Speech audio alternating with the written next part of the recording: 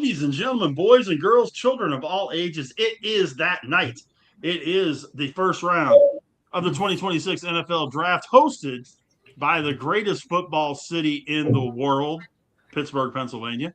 As you can tell from the terrible towel behind me, I am Big Rich, and we'll be here for the entire first round, talking about the picks. We're going to be giving you the picks as they're made. We're going to be giving you our thoughts. We're going to have some other folks coming in and out throughout the course of the broadcast, talking about picks related to their particular areas where they live and the teams they cover and things of that nature. To my right is Dylan. Dylan, what's going on, man?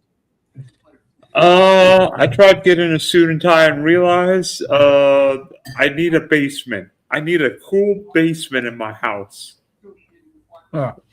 Suit and tie. When you said you were going to go suit and tie, I was like, yeah, better you than me, pal. Below him is our Saints guy, as you might be able to tell from his background and the jersey he's wearing. The other black and gold. Marcus, what's going on, buddy? I love night one of the NFL draft. To be honest, I was more hyped for this than I was hyped for WrestleMania. You can't beat the NFL draft, especially night one. And I always go all out. Well, since I said we were going to do a watch along, I needed a backdrop. So I literally gorilla taped 4 of my jerseys on my clothing rack. That's right behind me. I always wear the home jersey night one. Night 2, I'll wear a road one. Night 3, since we have an alternate, I'm going to wear gold night 3. So that's going to be something new. I always decorate my desk like I'm at the damn draft. I got the helmets here. I bought this cup somewhere in West Texas, and I've been drinking out of this cup every draft day since 2013. And I usually have a laptop on the side, but I didn't feel like unload DJ equipment. Plus, I'm going to do it all on one screen while I'm streaming. I keep up with the entire first round. Every Saints pick, every Texans pick, every other big name pick, plus anybody from LSU to UL, Tulane. I tally that down, and I talk about it on the go, which I'm going to do next Tuesday on my 1-year anniversary show of On the Go. So I'm ecstatic. Well, a little bit of information about tonight's draft. The picks will have 8 minutes for each team. And tonight there are 6 teams that have multiple first-round picks. The Giants are at 5 and 10. Dallas is at 12 and 20. The Jets are at 2 and 16. Kansas City is at 9 and 29. Cleveland at 6 and 24. And Miami is at 11 and 30. Therefore, there are also 6 teams that do not have a first-round pick, including that guy's Jacksonville Jaguars, the Green Bay Packers, the Atlanta Falcons, the Indianapolis Colts, the Denver Broncos, and the Cincinnati Bengals. Hey, Paul, how's it going? As we mentioned a little bit ago, we would love to have your questions, your comments, your thoughts about the picks, your thoughts about our opinions on the picks and things of that nature. And, of course, Steeler Nation is in full force in Pittsburgh as they get ready for the draft. This is the first time it's been in Pittsburgh.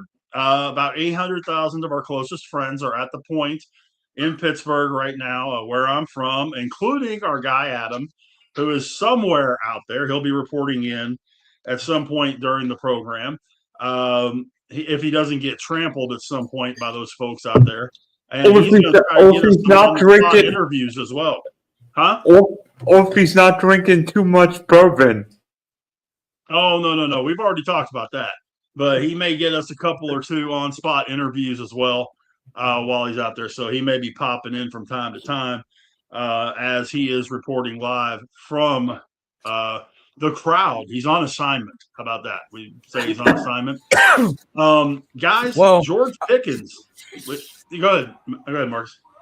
Oh, no, I don't know if it's been going on 10 years since they finally got out of the streets of New York City at Radio City and going city to city. And it started with Texas, AT&T Stadium. And over the years, they've went to like Cleveland, they went to Green Bay, they went to Philly, they went to, now they're in Pittsburgh, they went to Nashville. I can't wait till they decide to come to New Orleans.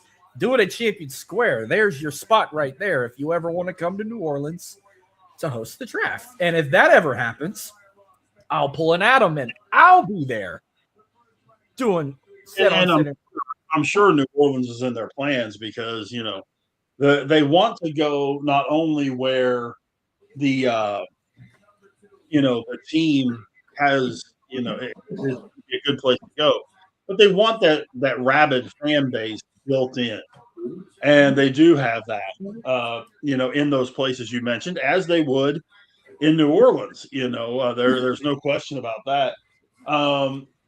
The I brought this up before we went on the air, and it's kind of funny, but just how freaked out would everybody be if we heard with the first pick the Las Vegas Raiders select Ty Simpson? How freaked out would everybody be if that happened? I think everybody would pee their pants. Their season would be over before it even started. Yeah, but that definitely would put a twist on things at 2 and the rest of the way down. I don't think that. Okay, if my TV sounds too loud, just remind me and I'll lower it a little bit. Okay. But one other thing we're looking at tonight, George Pickens has signed his franchise tag with the Cowboys, which means that the Cowboys can trade him without having that $27 million hit on their salary cap. Rumor has been floating around that there could be a trade out there between the Cowboys and the Raiders, where the Cowboys would trade one of their first round picks, either 9 or 20 or 12 or 20, and Pickens to the Raiders for Max Crosby. I'm sorry, Rich, but Commissioner Goodell is out with Big Cam Hayward, and who's the other guy? I think that might be TJ Watt. That would be TJ Watt, sir. TJ Watt and Big Cam Hayward out with the commissioner in the Steel City. I bet they booing him right now. They can't. That's why he's got Watt and Hayward out there, so he doesn't get booed. I guarantee you. I guarantee you one thing. They would probably never host the draft in New Orleans because we'll never forget what happened with the no call. It'd be so bad he'd have to walk out with Drew Brees just to be protected, and possibly Ricky Jackson or Deuce McAllister or a beloved State, maybe even Steve Gleason. They'd have to wheel him out to make sure he don't get brutally beat down by the Houdat Nation. Oh, Tracy Porter, right? In his head, he'd do that anyway. Do what? Tracy Porter. Well, we were talking about this the other night on open mic about who the teams were going to have as their pick announcers, and I got a list. I saw it. James Conner for the Cardinals, Michael Turner for the Falcons, Mark Ingram for the Ravens, Shane Conlon for Buffalo, Jake Delhomme for Carolina, Jimbo Covert for the Bears, Ken Anderson for Cincinnati, Phil Dawson for Cleveland, Tony Dorsett and Drew Pearson for the Cowgirls, TJ Ward for the Broncos, Calvin Johnson for the Lions, John Kuhn, Packers, Billy Miller, Texans, Pat McAfee, Pittsburgh's own Pat McAfee for the Colts, Paul Posluszny for the Jags, Bill Moss, Kansas City, Matt Millen, the Raiders, Rippon for the Commanders, Jeffrey Simmons for Tennessee, Rondé Barber, Tampa, Cliff Averill, Seattle, Andy Lee, San Francisco, John Stallworth, Jerome Bettis, and Joey Porter Jr. and Sr.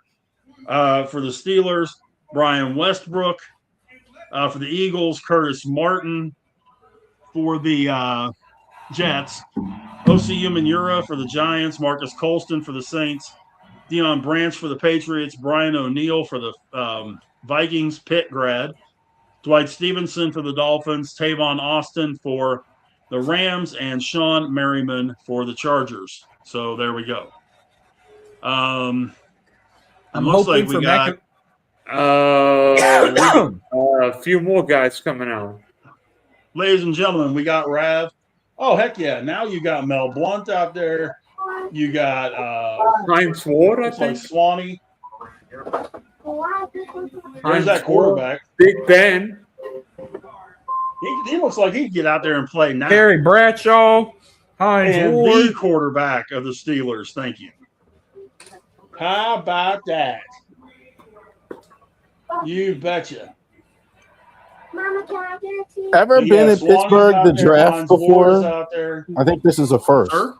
I don't ever remember that Pittsburgh's had the draft. Yeah. They haven't had that many years where they've been out of New York every year. I like that they about travel. 10 years. Huh? It's been about 10 years since they've been out. I love that they travel. Yeah, I got tired of the Jets fans and Giants fans. Next year, anyway. Chicago. Yeah, isn't next year Chicago? I thought they already had the draft already. No, Washington's next year at the Mall of America. Yeah. Yeah, Washington is next year. And they haven't announced anything past next year. I wonder if didn't LA host it one year? They did. Oh no, I'm sorry, they did not. It's been Philly, Arlington, Texas, Nashville, Cleveland, Las Vegas, Kansas City, Detroit, Green Bay, and then Pittsburgh. I forgot about KC. Oh, by the way, 8 minutes per pick, guys. So you better be on your toes. Future cities, I can see host the draft. Exactly 8 seconds. Well, you gotta get the phone call and everything. Phone call might take like 90 seconds. That phone call should have been made 6 months ago. Or at least 3.5 months ago when the championship game ended.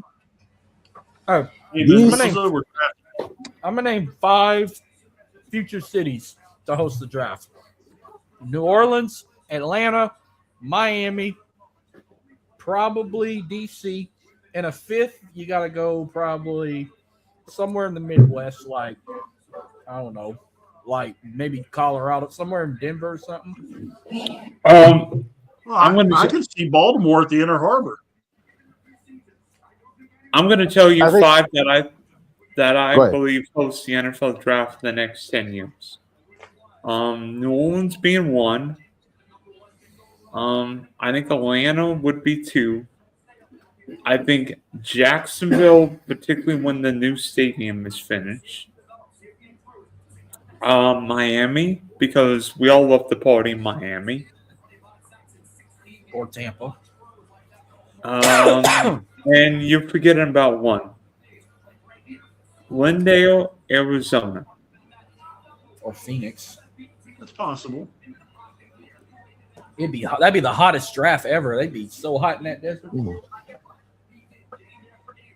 Yeah, maybe. I think cities that wouldn't get a Super Bowl, I think having the draft party would be good. I think Pittsburgh, I don't think you're going to get a Super Bowl, but to get the draft party, I think it's good. It's got a lot of football tradition there and everything. I think if they would, let's just say if they ever go back to New York, they'd have to go above and beyond. Like, don't go back to Radio City. Like, shut down Times Square and have it in the middle of Manhattan if they would ever go back to New York. How about have it at the Statue of Liberty? No. Well, I don't see them going back to New York, but I think Rav's right. I mean, you get a place. Pittsburgh's not going to get a Super Bowl mainly because of the weather in January. Just like Chicago's not going to get one. Just like Green Bay's not going to get one. They have the rabid fan base. Buffalo, I could see the draft being in Buffalo this time of year. Weather in Buffalo is nice. But end of January, 1st February, Well, mid-February now. I couldn't see the Super Bowl going there either. It gets colder up there in February. I've been to Chicago around January, February. It's cold as shit over there. It's amazing Buffalo has an NFL team. Like, anybody that's been to Buffalo. I mean, it's really Winchester, Virginia with some tall buildings. If that. So Buffalo's that blue collar? It's not that big. It's not that big. What is it? 200,000, maybe 200,000 people live in Buffalo. No, but you got to remember they don't play in Buffalo. They don't play in Buffalo. Orchard Ball. A suburb of Buffalo, New York population 278,000. Probably about the size of Baton Rouge, basically. Yeah, same stuff. But you're right, Rav. I mean, but the thing is, they draw. They got a fan base. They got a fan base. They got a mafia. They got a mafia. Right, but I'm saying that they're like Green Bay. Good luck getting a ticket. Good freaking luck getting a ticket. I think this is a bigger discussion, but I think a smaller city can hold an NFL team. I think the NFL, NBA, MLB, it would work in smaller cities. I think in a lot of cases. I think there's enough support there. I think like Oklahoma City in basketball is another one. That's kind of insane. Mm-hmm. Like, I don't know if this is true, but didn't they say like Green Bay is the smallest city in the NFL to have a team? Yes, it is. By far. Like their population's like what, 80,000, 90,000? Mm-hmm. Yeah, Green Bay is no bigger than Waco. Green Bay's got a population 106,000. Waco's got 120. Here comes Goodell. Let's see if with the first pick, the surprise of nobody.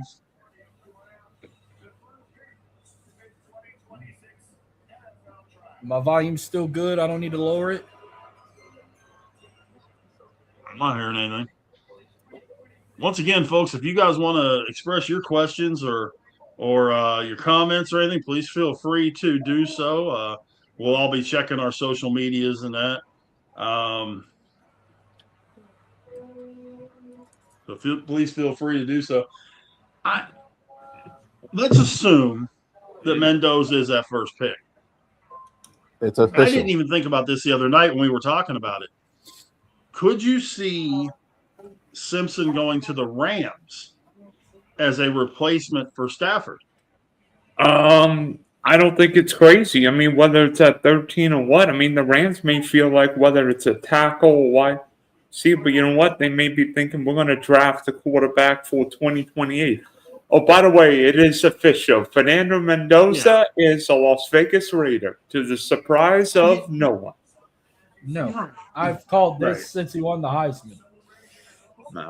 Well, and he's going to sit the bench for a while. Coach Kubiak has already said that Kirk Cousins will start the season at quarterback, barring injury, and that Mendoza will get weaned into it. I think that's smart, to be honest, but we'll see. I think Mendoza. I'm a firm believer in a quarterback in the NFL having a year to work behind somebody before they get thrown in. If they can have a year, great. I mean, not everybody is going to do like what Ben did the first year and go 13-1 their first year. A lot of them are going to be Jordan Love the first year and struggle. That's true. I don't mind it. Like when you're talking about Pittsburgh, Tommy Maddox was successful quarterback. When you get there, you're putting him in behind Kirk Cousins. That's the stuff I don't understand. Why, if you got an established vet there, then okay, then you're drafting a guy or you're just waiting. But like Kirk Cousins, what's he going to do? This guy, what are you waiting for? If that, I don't know. I'm not big on it. Yeah. I think Fernando Mendoza starts week 1. I'm willing. I think Fernando Mendoza starts week 1. The Raiders play a Monday night game, one of the first 3 weeks. I think it's going to depend on his progression during training camp and during the preseason. I think it's way too early to make the jump to say, yeah, he's definitely going to do one or the other. I just do. I mean, you can't. I think it's way too soon to make that call. You got 4 months to make that decision. Now, the big question, because this is the coin flip of the whole draft, do the Jets take David Bailey or do the Jets take Arvell Reese at 2? I would take Bailey. I don't think they're going to know what to do with Reese. Reese is special type of player. And so again, I don't have as much confidence in Aaron Glenn as he might have taken Reese here. But I think Bailey's plug and play. I think he's much easier where you could bring him in. I think they're going to do that. I don't think you can miss though. I think both of these guys are really good players. I don't think that if they go the opposite direction, I totally see why. Reese is really, really special. Yeah, the one thing I like about Bailey, I saw a lot of him being out of Texas Tech, being in the Big 12.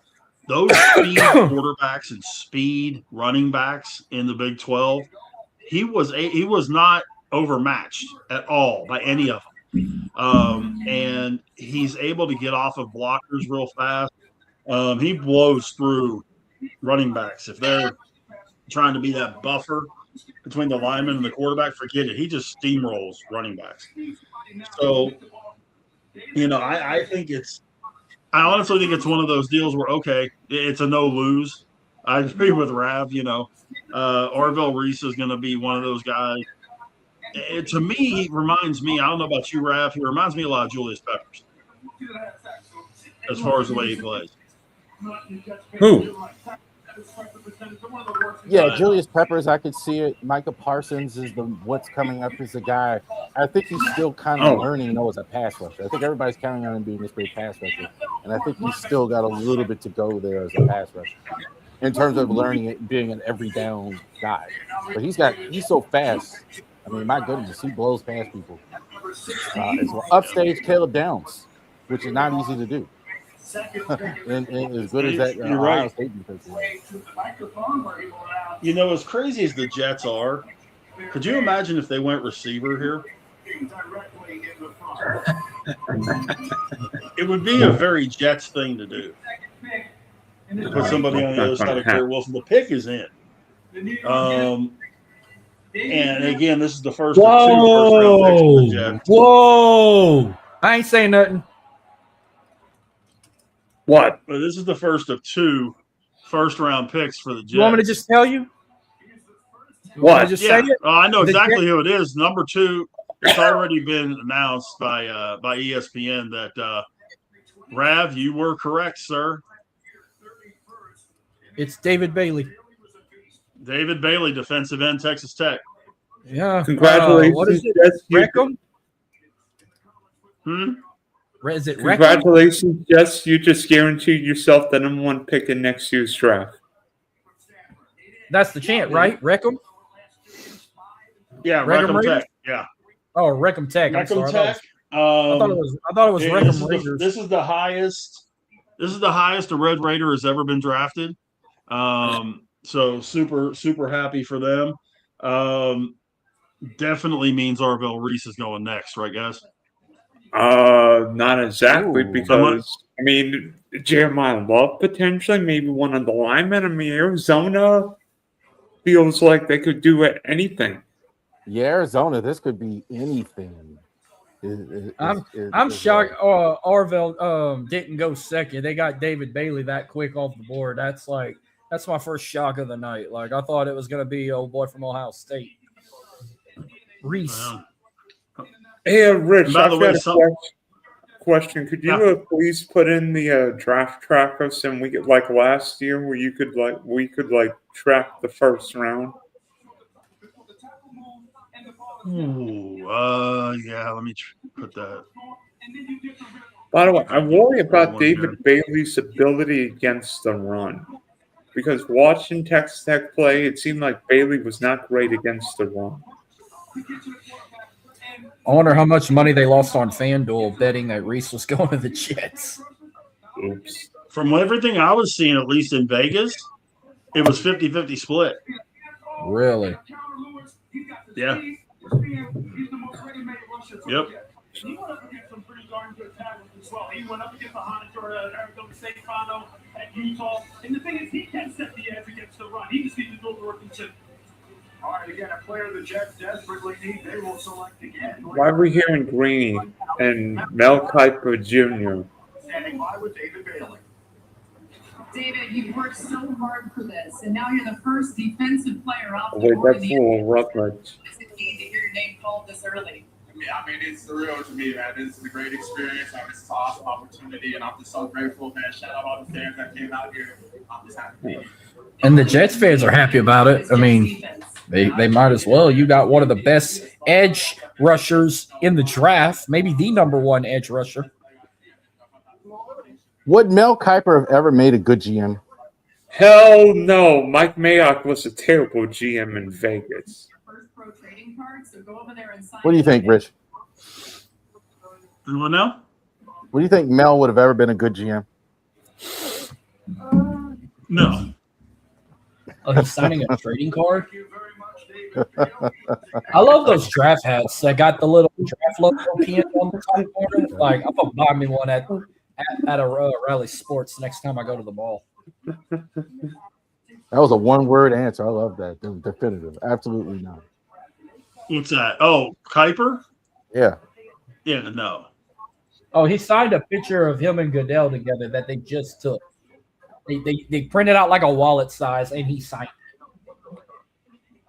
Oh, by the way, Topps has also got them signing one-of-one cards of all the first-round picks that are there. That they're going to be putting in the Topps Now packs.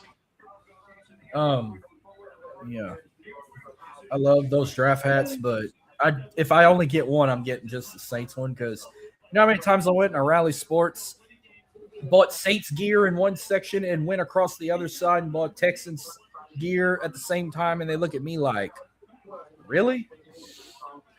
Yeah, that's the struggle, folks. I need more Texans gear. Like, I only have like one shirt that still fits, and the last Texans jersey I've ever owned was J.J. Watt. If I can get anybody else, I'd get like Nico Collins or something, or Derek Stingley. Oh, by the way, I am now the first guy to make a fantasy baseball move doing a live NFL draft. Why are you having a koala in the background? Well, I'm in my kitchen, and I figured the kitchen background would be a little less exciting than a koala. I was waiting for you to put. You should get like Duval in the background or something. Okay, Sunshine. Or your quarterback, Trevor Lawrence. Sunshine is another good idea. Well, I mean, the pick is in for the Cardinals at 3. Malagoa, if it's possible, also the lineman from Miami. That would be something. I mean, that wouldn't be a bad choice either.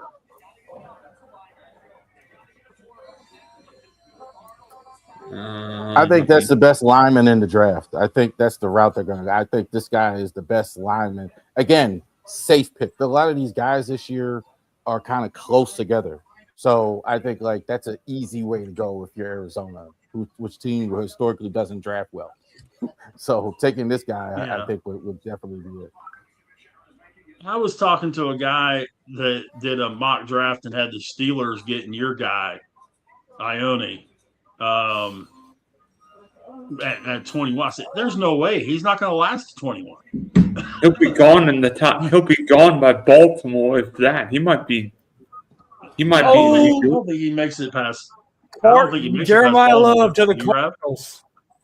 Oh, they did. I'm telling you right now, the Arizona Cardinals have made the biggest mistake of the night. 100%. Oh wow! I don't like that pick one bit.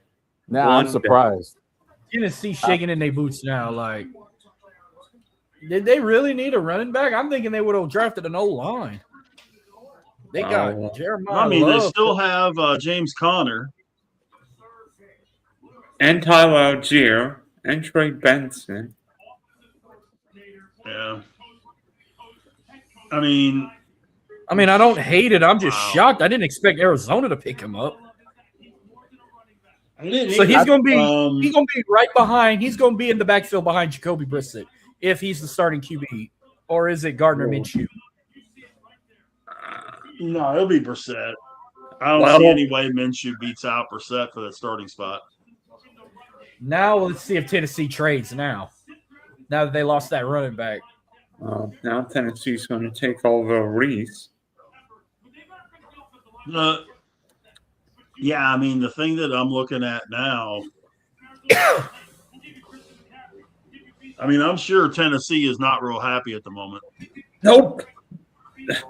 I honestly thought they were bluffing with the whole Jeremiah Love thing. I really kind of thought, okay, well, they're just saying that to get a deal, to get somebody to take, somebody to, because they know Tennessee wanted him. So I really kind of thought that. But they actually went ahead and pulled the trigger, which surprised me that they went ahead and did that. He gonna look badass in that Cardinal red. Yeah, being the number 2 back in Arizona. He'll be the number 1 back. He'll knock James Conner. They'll get rid of Conner. Yeah, they might. You watch, Conner's getting released or get traded.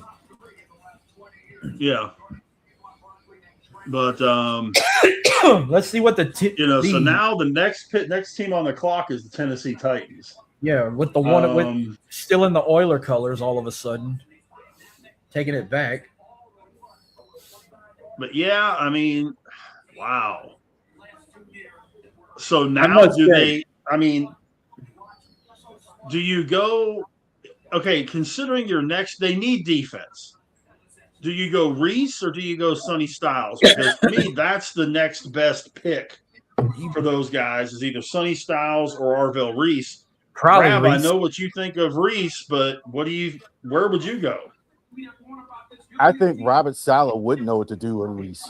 So I think you got a guy who's a great defensive guy who really would know what to do with a guy like this, a hybrid guy. So I'm picking Reese here over Styles.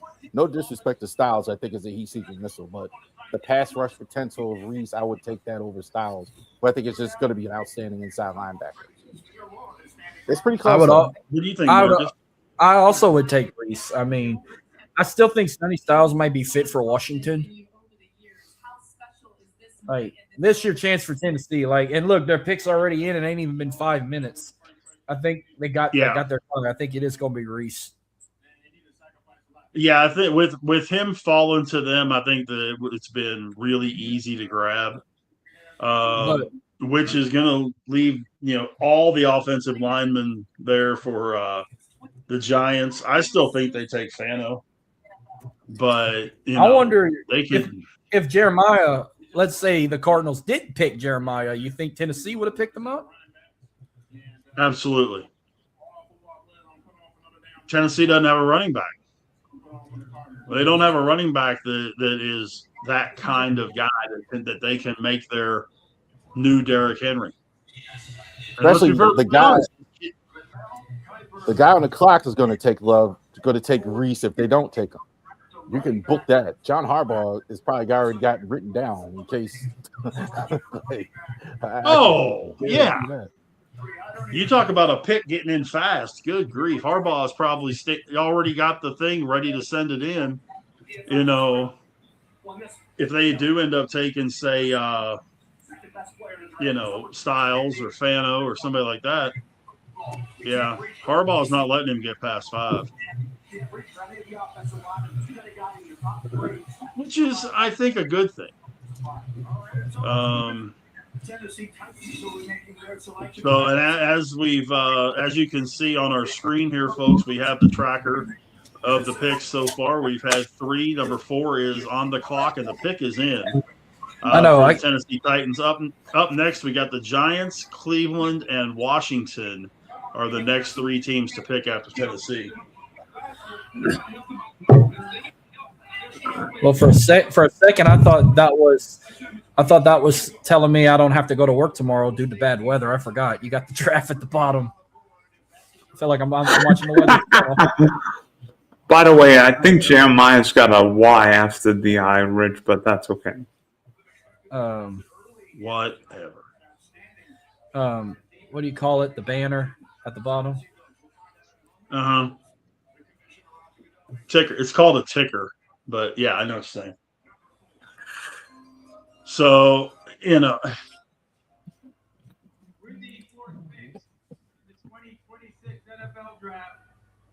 Ooh. Ouch. Hello. What?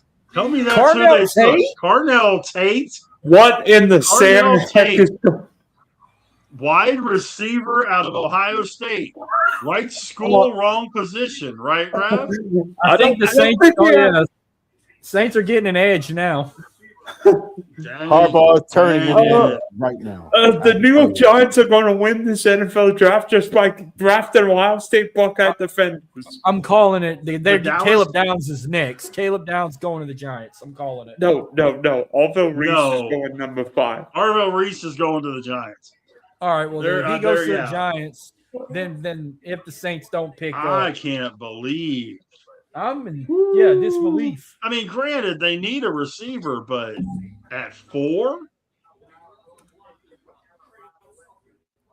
Dang. Right church, wrong pew. Well, Fifth Queen's is the going to draft Giants. a lineman at 6.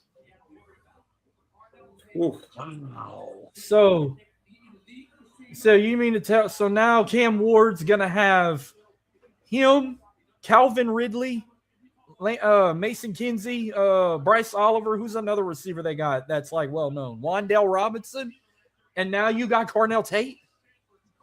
Okay, so you've got Carnell Tate and you've got Wandale Robinson. Well, that's a The other Cam ones you Ward. can't depend on. Calvin Ridley too, huh? You can't depend on Ridley to stay healthy. That offense, well, and he's going to be with Tony Pollard on that starting lineup too. Who's there? The pick is in.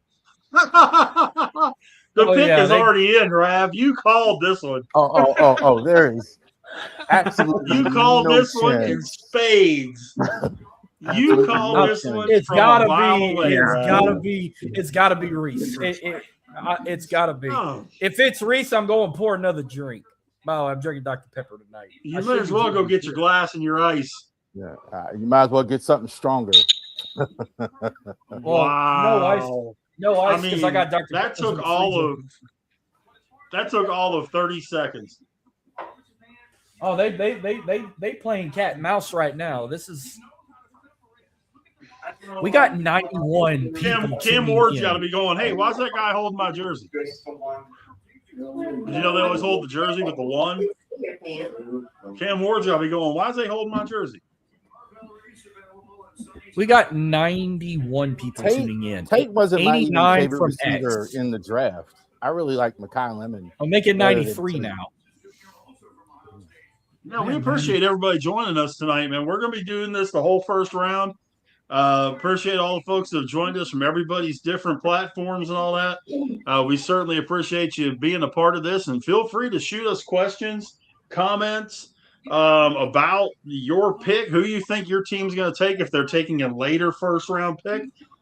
Take your shot. Let us know who you think your team's going to take, and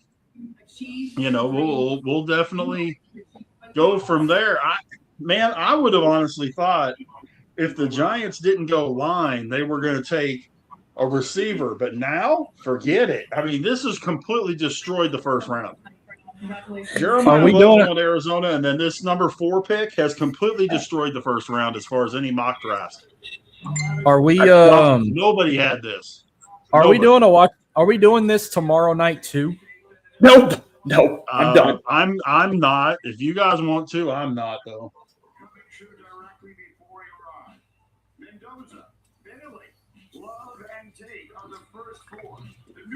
So once the Giants make their pick, and Kansas City has made a trade with Cleveland to go up to number 6. So Kansas City will probably be going pass rusher here at 6. Washington will be at 7 and the Saints at 8. But Kansas City leapfrogs Washington and the Saints possibly to go get Sonny Styles. I've got to.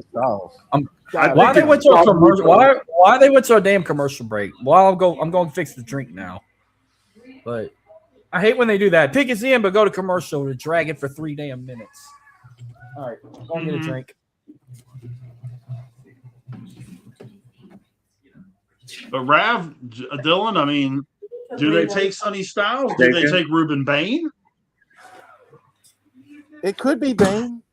I think that makes a lot of sense. Calvin Cowher talked about that yesterday. I heard him talk about like the Chiefs really like him, and they want to get. Yeah. I that makes a lot of sense. You put him right next to Chris Jones. They definitely have a defensive need. They got 2 picks in the first one, so they can take a corner maybe later because they definitely have to take a corner. Yeah, and I'm looking for details. I'm looking for details on this trade. I don't think you have to move up to do that. So it's got to be Bane or Styles because that you'd have to move ahead of where they were at 9. Right. Yeah, and I've got to find the details on this trade. Let's see. Because as I mentioned a minute ago, the Kansas City Chiefs have moved up to number 6, taking the pick from the Cleveland Browns. Let's see. KC had. Yeah, by the way, you guys are earlier than me. 8. Sir? You guys are earlier than me. So I was just thinking, if New York didn't take one of the pass rushers, I think the pick would be Francis Mayorga, the tackle from Miami. That's possible. But it looks like I know part of the deal is that they traded first-round picks. I'm sure Kansas City has gotten something else besides that, or Cleveland has gotten something else out of this deal as well. But I do know that Cleveland has moved down to 9. Both so there is that. Well, Kansas City's got 9 and 29. Cleveland's got 6 and 24. So it's probably 9 and a 3rd-round pick or something. Probably. But, yeah, 6 and 9 have been swapped. Okay. So, not surprised to trade this early. I don't know about you guys, but I'm not surprised. I think we're going to see 2 or 3 more, particularly as we get to the bottom of the first round. I would not be the least bit surprised to see an Arizona or the Jets move into like 26, 27, 28, 29, somewhere in that ballpark. So we'll see how that goes. But the pick has been in for about 10 minutes now. Look at Goodell with all that money, brother. You can have that fake comb over when you got like $30 million a year. By the way, the better hairdo, Jimmy Johnson or Roger Goodell? Oh, Jimmy. Goodell. Jimmy. I'll be Jimmy Johnson all day long, brother. Oh, Jimmy. Oh, yeah. I'll say Jimmy. I thought you said Jerry Jones. Then I'll say Goodell. Jimmy Johnson. Oh, Jimmy Johnson all the way. Giants selection.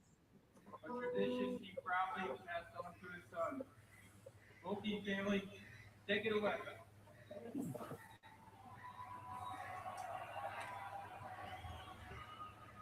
With the 5th overall pick of the 2000. Arvell Reese. Ohio State linebacker. Arvell Reese. To the surprise of nobody if you've been listening to Rev.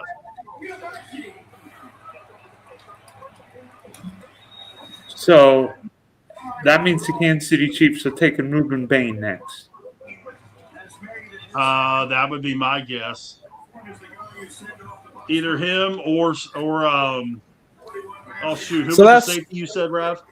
So that's 3 Big Ten guys in the top 5. I think, Styles, I think, is in play here. One of the defensive guys. I think this has got to be what it is, because you had to jump ahead of the Saints and the Commanders. So that's for sure what they were going to do. Yep, that's Bain, I think, makes a lot of sense. I'm thinking the same. That's now 3 Big Ten guys through the top 5. Now they're going to brag that they're better than the SEC. Well, they are. I mean, Big Ten's won 3 straight nannies with 3 different teams. And, I mean, I'm really kind of surprised they don't already have the pick in I personally think, and I want to see where he ends up going. I think Mansour Delane is a top 10 pick in this draft if he's not top 15. I think he's going to probably be the second defensive back to go after Caleb Downs. But could that be your guy that goes right there? I don't think you need to move up to do that. The pick is in. The Browns traded to the Chiefs. Right. They traded the 6 and the 9. And then there's some peripheral. So they swapped. So the Browns. So the Browns got the 9th pick instead of the 6th. Correct. And they probably got a 3rd or a 4th. I don't have all the details on it, but yes, they got the 6. Cleveland is now at 9. Both teams still have 2 picks here in the first round, but the fun has already started for this draft. Chiefs historically move up too. They move up as much as any team in the league. Like they do it often. Yeah, you're right. You are right. As I mentioned, the pick is in. Haven't seen. This might be where Sonny gets picked. Sonny Styles, I'm calling it. I'm thinking. By the way, the Arizona Cardinals just drafted the most expensive running back in NFL history. Yeah, because they have to pay him prime dollars for being a top 3 pick.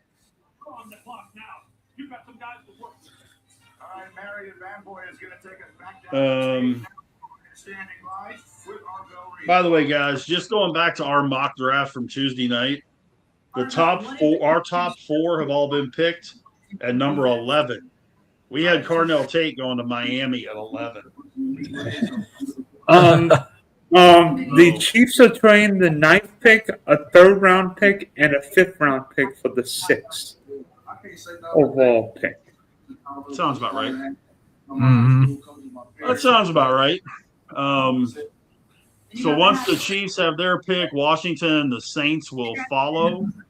And that's that's an interesting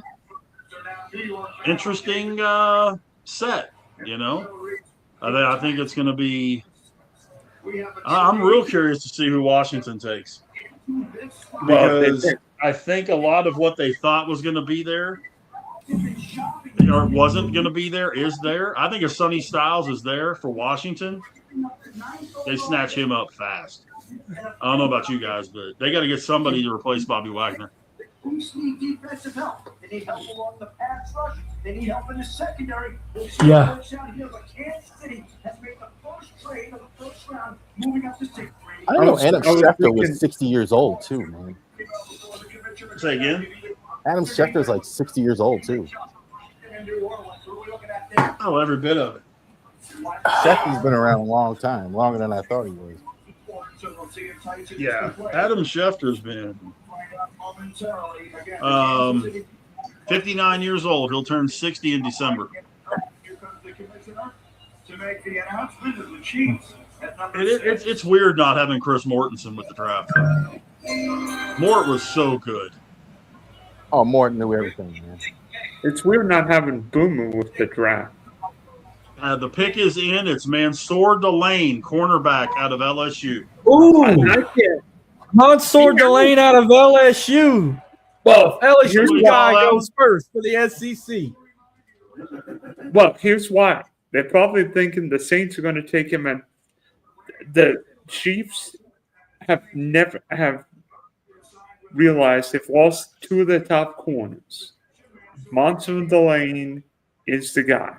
And you know what? It's another genius.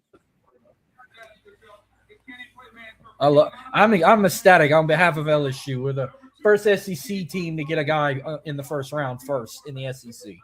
So middle finger to the Lane Kiffin haters, even though Lane Kiffin had nothing to do with him. That was all. Why did they need to move up to do that? That's why. Why didn't you just stay where you were? In case the Commanders or Saints would do it, they had no idea who the Well, commander was. So The Saints Commanders need DB. The Commanders do need DB. I mean, their biggest needs are receiver and corner. But my God, with Sonny Styles sitting there and Ruben Baines sitting there, Baines sitting and the there, offensive yeah. linemen are still there. I mean, and Caleb Downs is there. They got a smorgasbord to pick from, guys. I don't know about y'all, but I mean, they have an absolute smorgasbord to pick from. Hey, Marcus, I've got a question for you. Good for the Ravens.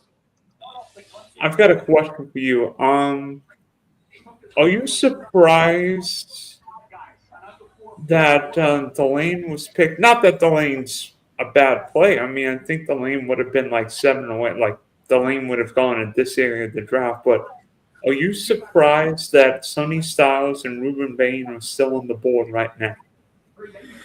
I'm not surprised with Ruben because I'm hoping we get him, but I figured Mansour would have been like the third cornerback to get drafted. I didn't think he was going to be the first. So this is a – I just want to cut a goddamn backflip now. I had him as the second DB. I had him as the first corner, but I had Caleb Downs going before him at safety. I had Caleb Downs, it's a fit thing. then Sonny Styles, then this guy. Well, but Sonny Styles is a linebacker. I like Avian Terrell better than I did Delane looking at it myself. I think Terrell has better speed than Delane did. I thought a lot of people did. All around. He has more skill sets. So I think he's easier to take.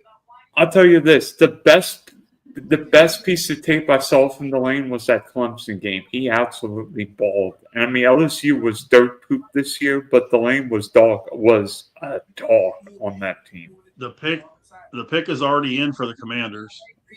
Very night where you would become an NFL player. What would that little boy say now?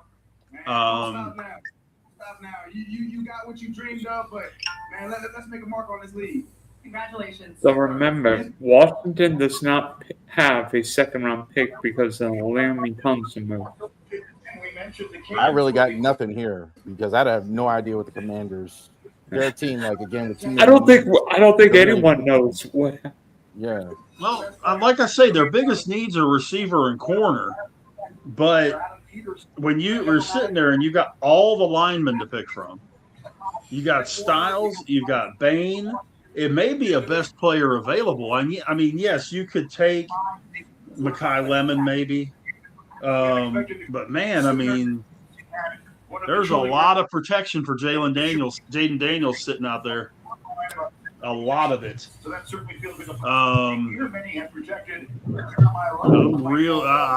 This is one. I'm with you, Rav. I couldn't tell you exactly who they're going to take. We had a pretty good guess on the other ones. And I think you're right, Marcus. I think that if Bain is there, I think Ruben Bain goes to New Orleans simply because they're going to need someone to replace Cam Jordan. They've got to have a pass rush. I think that one's pretty much a given as long as Washington doesn't take him. I don't like the Giants situation. The Saints are going to fly that card in there, Ruben Bain. If this is not Bain here, they're going to fly it in there. We're not going to. No, I wouldn't be. Boy, wait, who's coming out with Goodell now? Is that Mel Blunt and Jerome Bettis? Yes, that would be the Bain's gonna bus. No, that's Swanee, man. Or no, that's Bain's not gonna, Swanee. That's Is that Dale Green? No, it's not Dale Green. No, Bain's going to be out there with Chase Young, Devon Gotro, and Sonny Styles, linebacker, Ohio State. Wow, the NFC East teams have absolutely stolen guys tonight. And Dallas is going, oh! Wow. Sorry. All right, Saints, y'all up next. Best player on the board there, Styles. Best player on the board. Why not? Yeah. So Marcus, especially if you don't have one thing you can pin down, why not take the? I mean, Marcus, any chance for wide receiver? You're 100% right. Any chance for wide receiver, even with Cornell Tate off the board? That guy from Arizona State. Jordan Tice is not with the 8th pick, not with his hamstring injuries. Well, they're not going to get a wide receiver in the 8th round. They're going to get a deep. They're going to get their edge rusher, and I think it's. Well, Yeah. then that would be Ruben Bain. It's got to be Ruben Bain. I think I want Bain. It's pretty much got to be Bain, man. The next best guy would be Kedrick Falk out of Auburn, He's and not bad Messidor either, out of but Miami, and that's a massive gap. You know what? Cleveland's going to get a tackle. I was just thinking Cleveland's going to have his pick of offensive linemen. They didn't even wait long. The pick's already in. So, well, I'm sure they didn't. It's got to be this. It's got to be like you cannot. That's definitely Cam Jordan retiring. This has got to be what it is. You're gonna have him with Javon Gotro, Bryce Brees, and Chase Young on the defensive line. Like that's your 4 right there. And then I think Dylan's 100% right. It makes perfect sense for Cleveland at 9 to go offensive line, especially when you've got the pick of the litter. You know, you've got Fano, you've got Malo. I think they're gonna have if Bain gets Proctor, drafted to the Saints, it'll be back-to-back Hurricanes going because I think that O-line is going to go to Cleveland, the one from Miami. Fialgo, or however you say his name. Malagoa, yeah. Malgoa. I mean, so the Browns, I mean, if they do that, they're going to trade back and get Malo. I mean, they got to be thrilled with that. Absolutely. Once we get done with New Orleans and Cleveland's picks, it'll be the Giants again, Miami with their first pick of the round, and Dallas with their first pick of the round. So Dallas will be taking a kicker and a punter with their second first-round pick.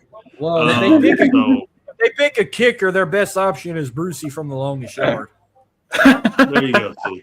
No, they just extended the best kicker in football, and I'll give them that. Brandon Aubrey's a freaking beast, man. I don't care what anybody says. Brandon Aubrey is a freaking monster. If they go quarterback, it'd be even crazier for them to draft Uncle Rico. Yeah. Well, then, if that's the case, Rich, why doesn't he have the NFL record for longest made field goal?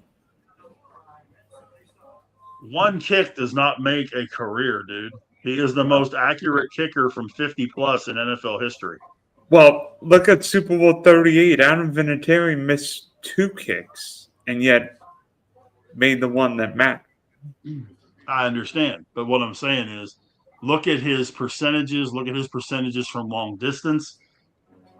He is the best kicker in football right now. No questions. Well, I think Richmond right now. I'm kidding, of course. Yeah, I mean, there's the best kicker of all time. There's a list. I mean, you could go Vinatieri, you could go Morton Anderson, you could go Gary Anderson. There's a few guys you could put on that list. Jan Steroid? I don't know if Stenerud would go on that list. Certainly, I'd say might Justin be top Tucker. 5. Justin Tucker. I forgot. Justin Tucker, up until his last season, he was terrific, like his whole career. Yeah, I forgot about Tucker. Yeah, you're right. If possible, could you go out?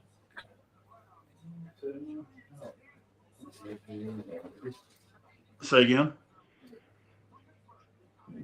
You know, somebody else you could put on there would be Kevin Butler.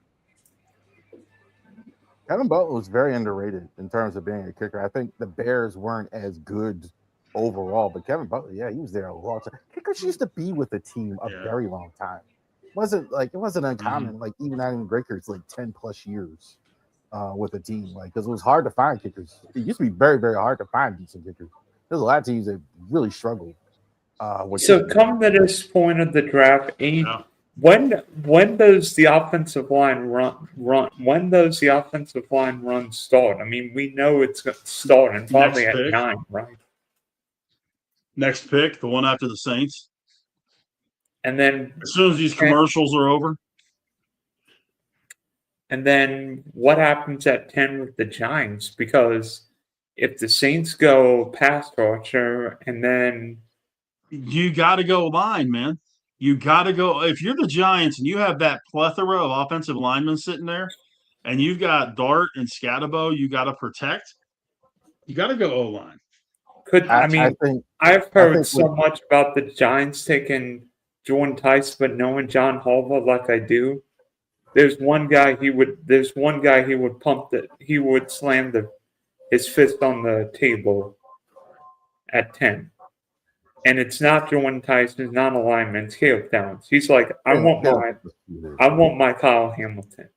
Caleb Downs, I think this is why he made the trade, to get two of the really good defenders that are there in the top 10. He thought if he was in the top 10, he could get Reese and a Downs. He might have gotten the two best defensive players in the draft if he can do that. And that's extremely possible. Yeah. But they got to protect Dart, man. They got to do something. And Andrew Thomas is not getting any healthier. That offensive line is not very good. Yeah. Realize this is a very deep offensive line draft, but good grief. I mean, you look at Manu, Maniolga, Ione, all the linemen are there's several of them over there. I think Malioga, is one, if there is one, because you didn't think he would be there. So I don't think they thought that they would get a chance. All right, here we go.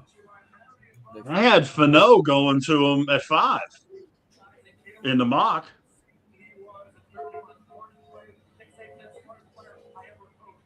The pick is in. It's been in. All right, don't say nothing.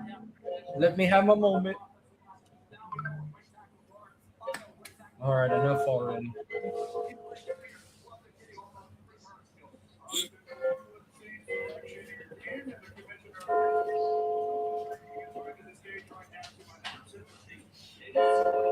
I'm sweating like I got to go in front of the Who Dat Nation with how much I screwed them.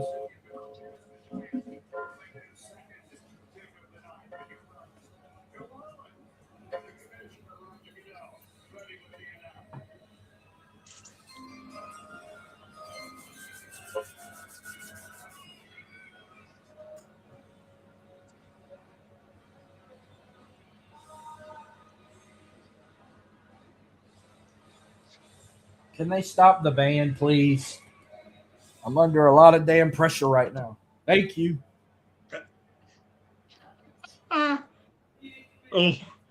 Marcus is about ready to have a hemorrhage over there.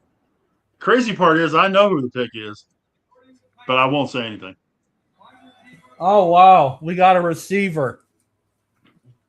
There you go. Jordan Tyson, wide receiver out of Arizona State, goes to the Saints. I must say I'm shocked. I'm shocked.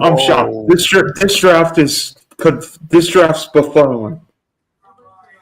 I mean, I'm not hating it, but I'm shocked we didn't get Edge. I don't know what all the love with Jordan Tyson is. I understand he may have. Well, he played with Sam Levitt, so Sam Levitt's gonna be 70 miles away.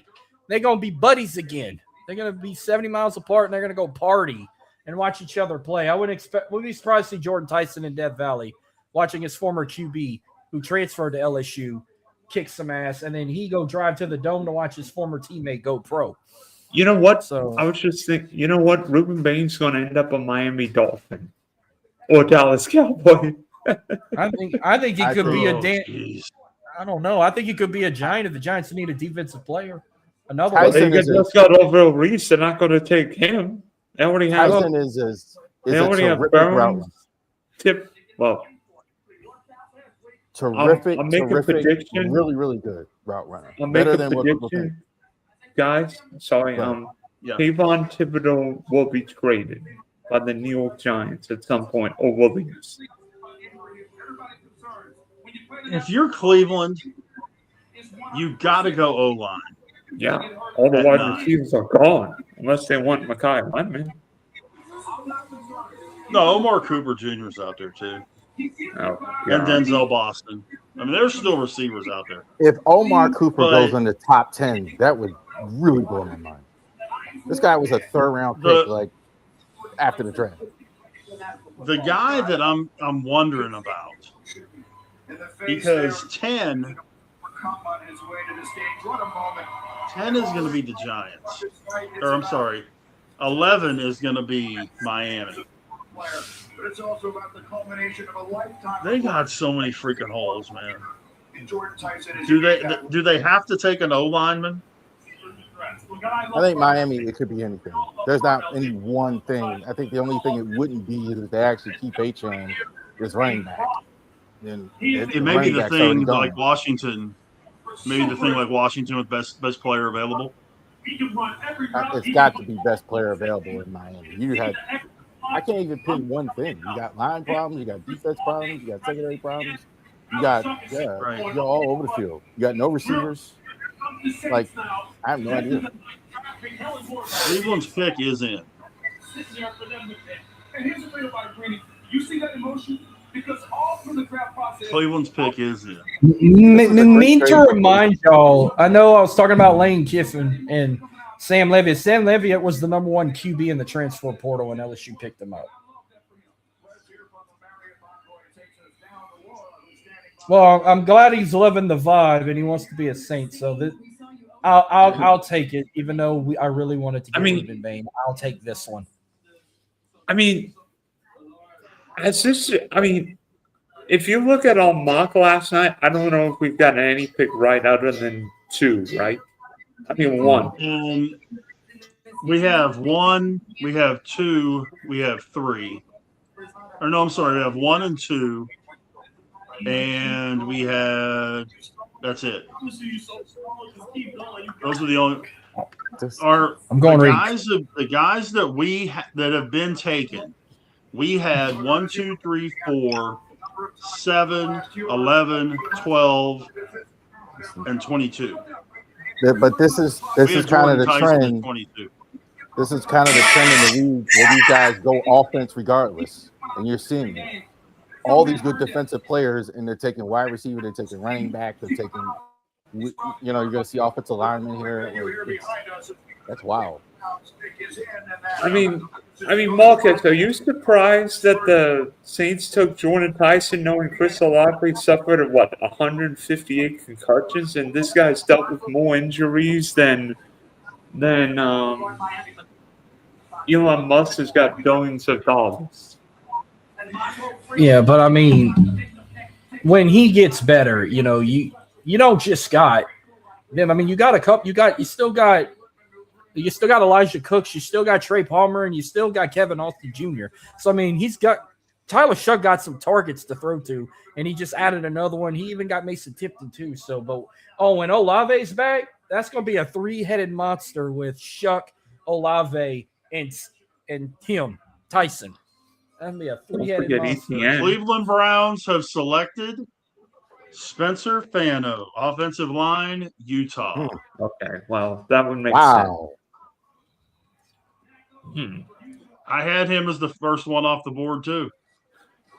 That's a good call there, Rich, because I didn't think so. I didn't think he'd be the first one off the board. Good. And now, whoever their starting QB is, if it's Sanders, he got protection. Well, now watch Cleveland's next pick be a wide receiver at 24. Or is it Dylan Gabriel? Who's starting? Is it Dylan Gabriel or Shadir Sanders? Who's going Watson. to protect? Or they're going to let him play still? I thought he still had some issues. No way it's Deshaun. No, I don't think he could play anymore. From the way that they were showing off-season activities, him and Shador were out there chucking the ball around, and he was looking better than Shador. So, what a bad franchise. I'm not going to say anything definite, but you never know. What a bad franchise. So at number 10, that makes no sense. What's that? It's just a bad franchise. It just doesn't make any sense. Why all of a sudden now would you want Deshaun Watson after all this time? After you've done everything wrong in this situation. Because Rav, despite all the moves they've made, he's the best quarterback they got. Oh God. Yeah, well, right or wrong? I don't know about that. He ain't no Bernie Kosars. I don't think no one be as good as him. Like the Browns curse is going to continue after Kosar.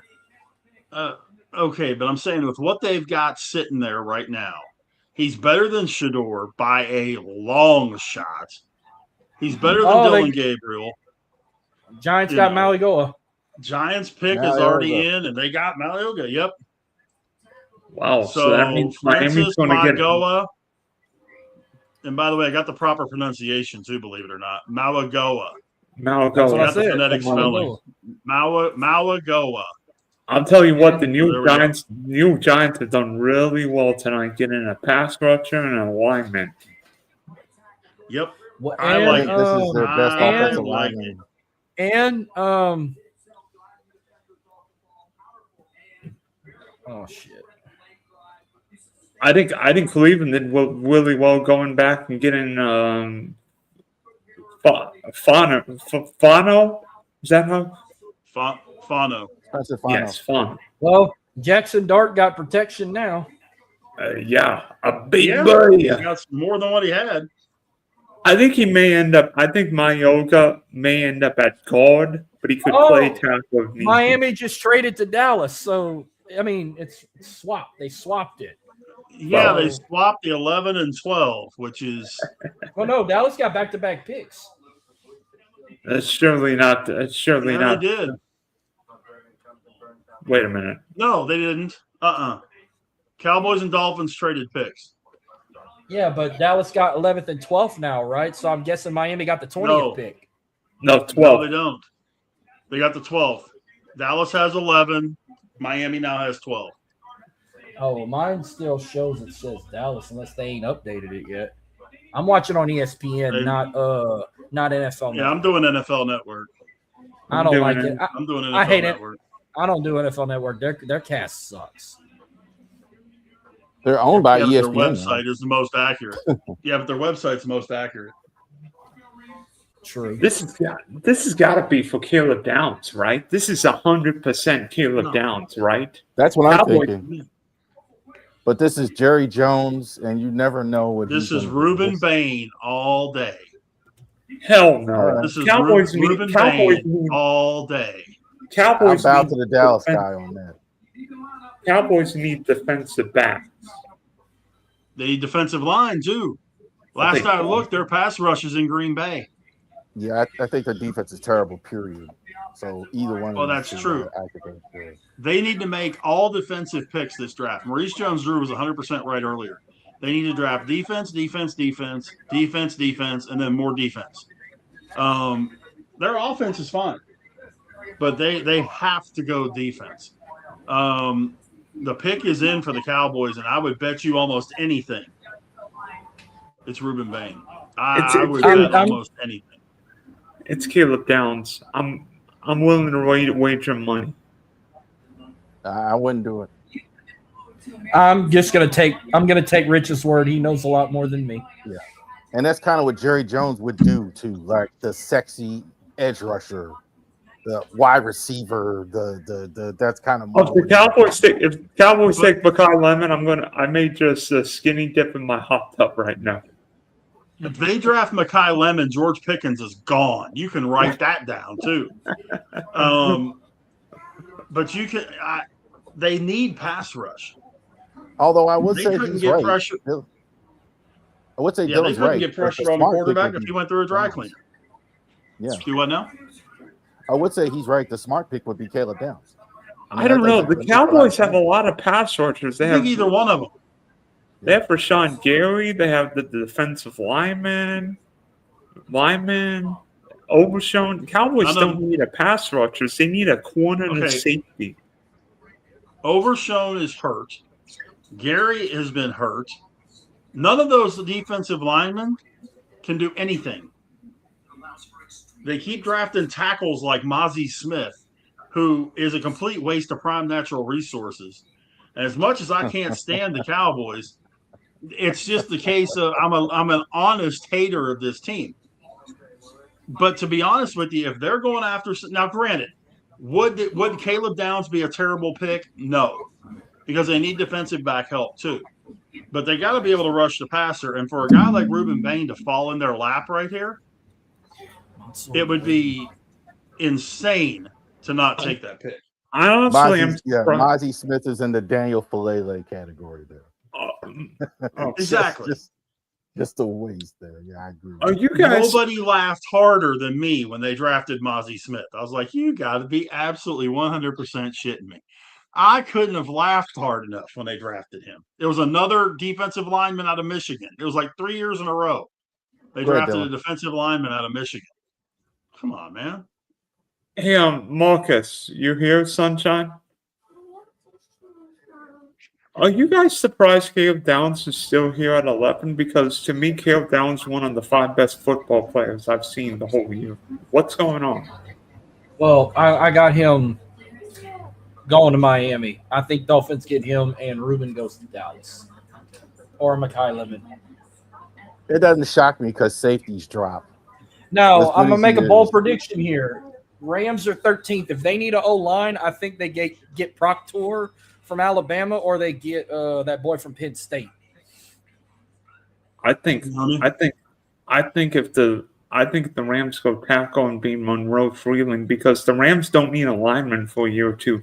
Monroe Freeling's probably got the most upside, but it will take a year or two. The Rams may feel, you know what, we need a tackle, but maybe more next year.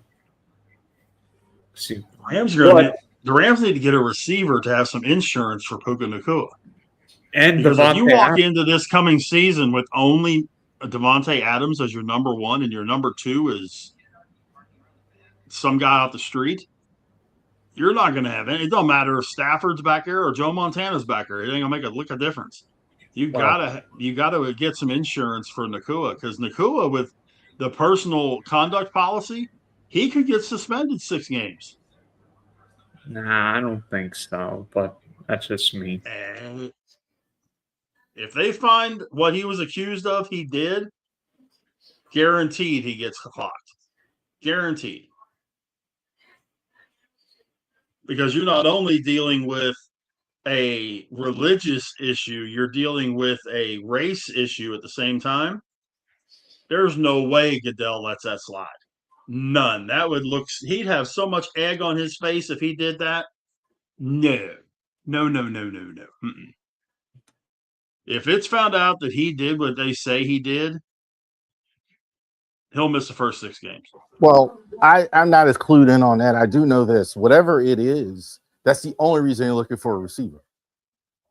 It's bad because there's no way you're looking for a receiver in round 1. To me, if you're the Rams, unless you're not going to have Puka Nacua, or you're not going to have or something like, we don't know. So like that's, to me, the only reason you're doing it. The main reason, at least.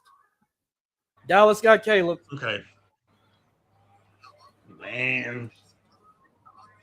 Well, yep, Caleb Downs, safety out of Ohio State, goes to the Dallas Cowboys.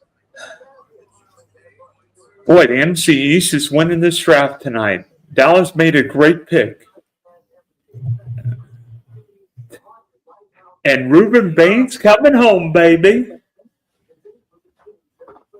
You would think.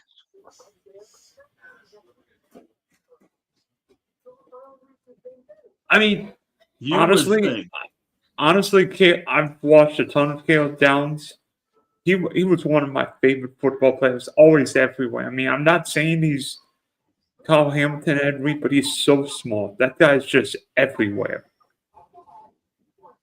Everywhere. Like you see the football brain in some of these defensive backs. You know, we saw, I mean, Charles, you saw it firsthand with Ed Reed for over a decade. That guy just beat people, not necessarily with athleticism, but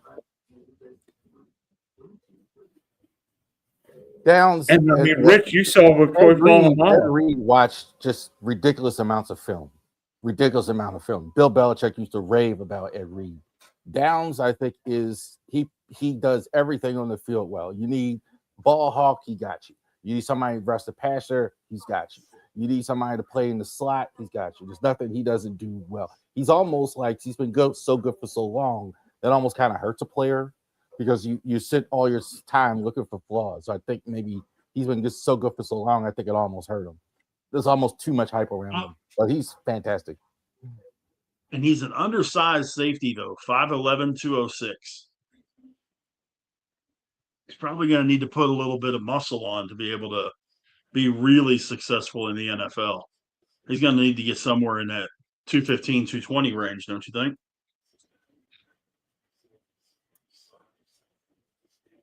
I don't know if that's true anymore. You see linebackers smaller now. You see safeties smaller now. You see wide receivers a little bit smaller and quicker now. I'm calling it now. Miami got Ruben Bain or Mekhi Lemon. I'm calling it now. Because they're picks in. They ain't announced it yet. Ruben Bain would be the popular pick. Mekhi Lemon would be the one that makes the most sense. But Ruben Bain would be the popular pick. And honestly, I must say this. I think the NFC East all drafted really well tonight. I mean, New York getting Orville Reese, and who was the pick at 10? Mayoga. Yep. And then Washington getting Sonny Styles, and Dallas getting Caleb Downs. By the way, 4 Ohio State Buckeyes in the top 11 picks. Yeah, tied for the most all time from one college. By the way, we're talking about Puka Nacua. He's facing a civil lawsuit alleging assault, battery, and gender violence, including a claim that he bit a woman on the shoulder on New Year's Eve 2025. He stated, his attorney denies the allegations, calling it a shakedown, and states Nacua voluntarily entered a holistic care facility for personal growth in March. He was also accused of making anti-Semitic statements at the event, such as F all the Jews.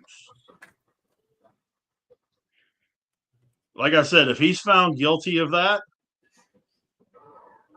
he's going to get hit for personal conduct policy. And not to get political for 30 seconds, but Jews, you can't say anything because they're the ones backing a lot of financial stuff in a lot of industries. So this is why you see a lot. Francis Mayoga might have some medicals, which is why he slipped in the draft. I'm not denying that, Rav, but what I'm saying is you're getting into the religious and gender stuff. The Miami Dolphins select Caden Proctor, offensive tackle, Alabama. Wow. I think that's a really good pick. Oh, it is. You build from your lines. I think it's a great pick. And he's going to. Here's your run on lineman, Dylan. You were waiting. Yeah, you called it. He's going to protect. What?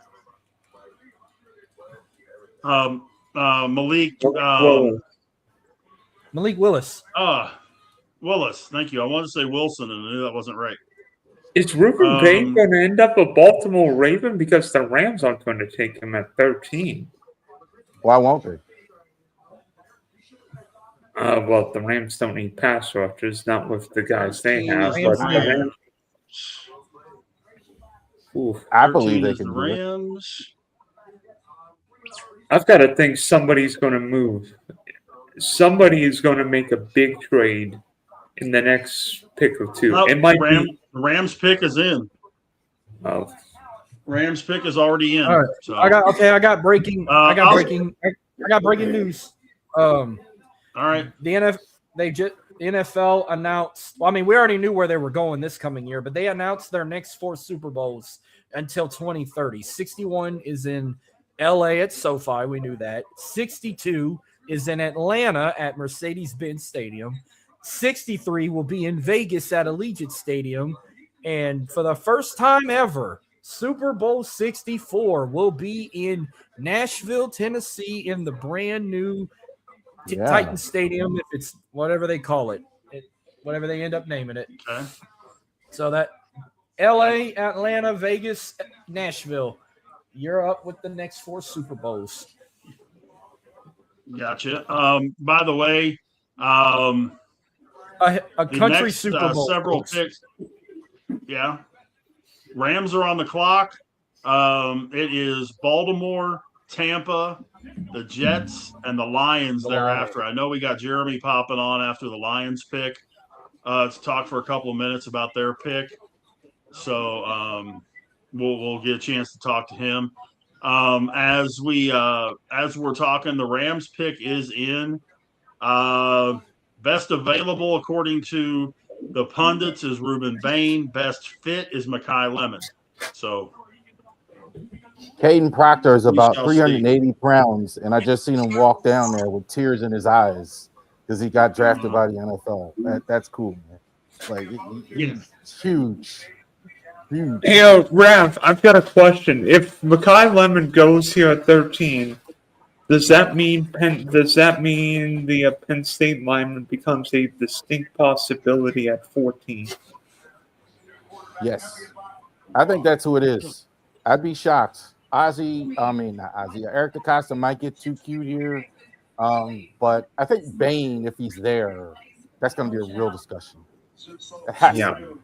I think you have been on the Ione. I could think of. You though, Rav, have been on the Ione train for months. You and I have talked about this on numerous occasions, and you said that's the guy Baltimore should wait a minute. get if he's available. So that's definitely definitely interesting. Holy crap! I'm not going to spill the beans here, but I don't think there will be one quarterback in the first round this year. Oh no! Tell me they took Simpson. That's what I'm hearing. That's what Jake Glazer. What, the Rams? It hasn't been announced yet, made official. Well, let me just say, I know I'm a little late saying this. I wanted to make sure it was right, but I was excited about Mansour Delane being the first LSU guy to get drafted for the SEC. The last LSU Tiger to get drafted first and overall for the SEC was Jaden Daniels. First one since Jaden Daniels. And that was like 3 years ago. Yeah. So, DBU for a reason. Remember we talked about the possibility of Simpson going to the Rams as a replacement for Stafford, work behind him for a year and then become that guy. This is a great spot for him. This is a great spot for him. He doesn't have to play. He's playing with a great offensive coach. He's going to have good. Yeah. This is great. The Ty Simpson has got to be thrilled if that's the way it goes. If it is official, then yeah, you're right. Yeah, and what's that going to do for Stetson Bennett? He might as well go play for somebody else. Yeah. He gone. But they need another QB. That's all they got is 2 Georgia Bulldogs. One's fixing to retire. Stetson just riding the bench collecting his paycheck. And here's what the Rams are thinking. We don't want to give up 3 first-round picks for a quarterback next year. We'd rather just get a quarterback because Ty's probably got to sit and watch. You know what? We don't want Ty Simpson in Arizona. We want to say, bleep you. The Rams are going to have the 13th pick again. You know what? The Rams might say, we'll figure out a way of turning Ty Simpson into some version of, I don't know, Bo Nix maybe? No. And we know they don't care about the picks. They don't care. If they have no picks, the Rams do not. They will go ahead. And so why not stash away a guy if, have some insurance when Stafford retires? He may retire after this year or even the following year. Okay, cool. We'll go ahead. We got our first rounder stashed away whenever he retires. That makes a lot of sense. So then you look at immediate help that bad anyway. So And by the way, this is from Jake Glazer tweeting about it, not rumors. And Jake Glazer probably knows this better than anyone. I think Jay Glazer is the best insider, period. Glazer doesn't break stories like Rapper Poo or Shefty Poo, but his stories are more sincere. That's excellent assessment. Like he doesn't, not as much, but he's rarely wrong. I rarely hear Jay Glazer. He came out from Jay Glazer's group. That almost never happens. Where with the other guys, that kind of happens. That no, you're right. You're right. I mean, I'm not. I understand if this is the pick, but it's like, okay. I don't think you think it he's definitely any good. makes things interesting as we move down through the rest of the draft, though. I don't think you think he's any good, personally, because you would have been, if you thought he was any good, you would have wanted the Steelers to take it. So I don't think he's that. I don't think he's that good. Yeah, I think Tristan Chambliss is going to have a better NFL career than he is. Yeah, but Chambliss isn't even in this draft. But what I'm saying is, we're talking coming out of the same conference. And I think Nussmeier might actually have a better career than Ty Simpson. I don't think he's the best quarterback coming out of the SEC. I mean, I'm not a fan, but yeah, it's official. Ty Simpson going to the LA Rams at pick number 13. The 2026 NFL Draft. The Los Angeles Rams select Ty Simpson. Yep, there we go. 2 quarterbacks gone. So, by the way, we could hear the TV on that one. Man, this is not win at all the way we thought. I mean, I didn't back to back Bama players gone. Yep. Caden Proctor previously. So now, I mean, I'd have lost a lot of money if you'd have told me Ty Simpson would have had a Ruben Bain. I mean, you got to be kidding. You'd have told me Ty Simpson was going to the Rams instead of the Jets in the second round, I would have lost money. Well, but now comes Mr. Rav. That'll be your last quarterback tonight. Oh, yeah. There's nobody else. The Baltimore Ravens on the clock. This one's you, buddy. Yeah. How you feeling? It's certainly Vega only on the board as well. I think with Bain there, I think I could hear Eric DeCosta's wheels turning for that great defensive player. So that's the only other name it possibly could be. So all the other offensive linemen what do the Ravens need more than ever, and what would you like to see them pick up with the 14th pick? Guards. They got to take interior line. I think center would be better. That would be the only other thing. But center, there's none available really in like round 2, 3.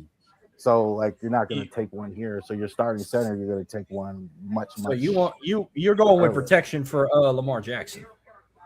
Yeah, I mean, short of that, I think a receiver, if one was there, was in order. But I think they're gone too. Like all the ones that you might consider here aren't there. You want a funny one, Rav? According to both NFL Network and ESPN, the top 3 needs for Baltimore: cornerback, safety, defensive tackle, then offensive guard, and then wide receiver. Man, I can only imagine the Ravery Sports feed if they took a safety. They'd be furious. Seems like they take a safety every year. Corner, I could see it. I think that's a bigger need than what people think it is. You got Humphrey getting older, Nate Wiggins, probably the only guy you have long term. Uzier like over 30.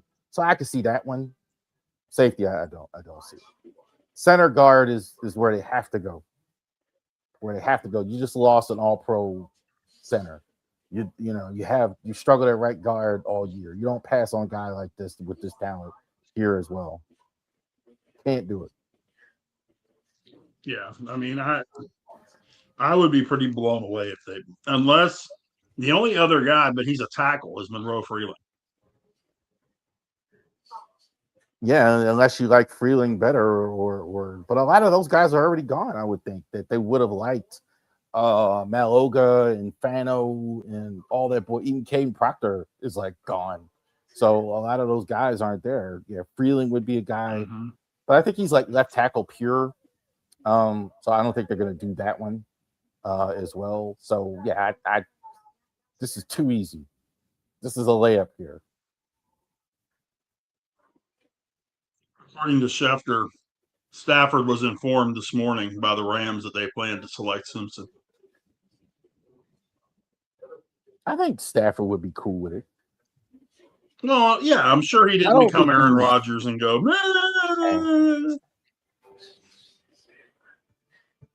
I think Because whenever probably he almost retired anyway, so I don't think he's.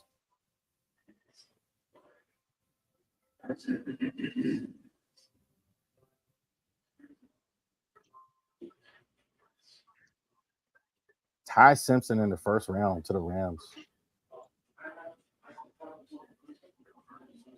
So after the Ravens make this pick, it'll be Tampa Bay, the Jets' second first-round pick, Detroit, and then Minnesota.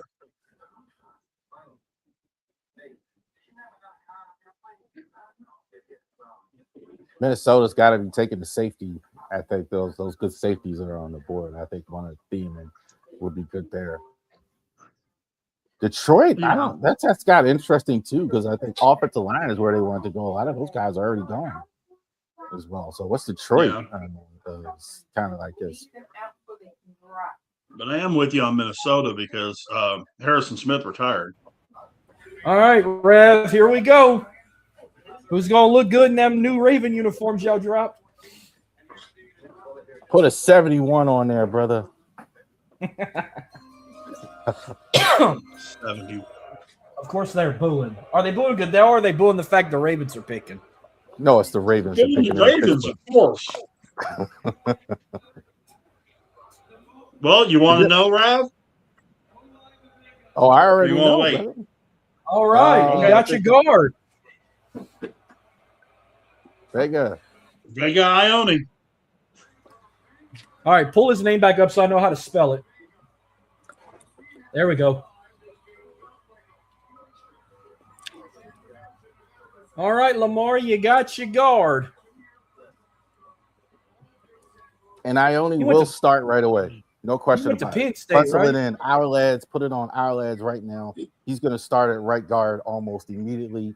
Simpson on the left side, Ione on the right side, Stanley, Rosengarten as well. And you got to find a center still. I think they're probably going to do that a little bit later. But I think anybody but Daniel Falele, bro. Like I think oh God, his debut night, he should do the Ray Lewis when he come out. I think that should be an initiation. Like you gonna be a Raven, you gotta do the Ray Lewis entrance. Play Nelly when you get out there. Which Nelly song? Country Grammar or EI? Hot in Here. So Ray Lewis always had Hot in Here when he came out of the tunnel. That's what he played. I've always wondered what song played. I thought they just played like random shit. No, they always played Hot in Here by Nelly. Gentlemen, with some Samoan dance. Yeah, gentlemen, the haka.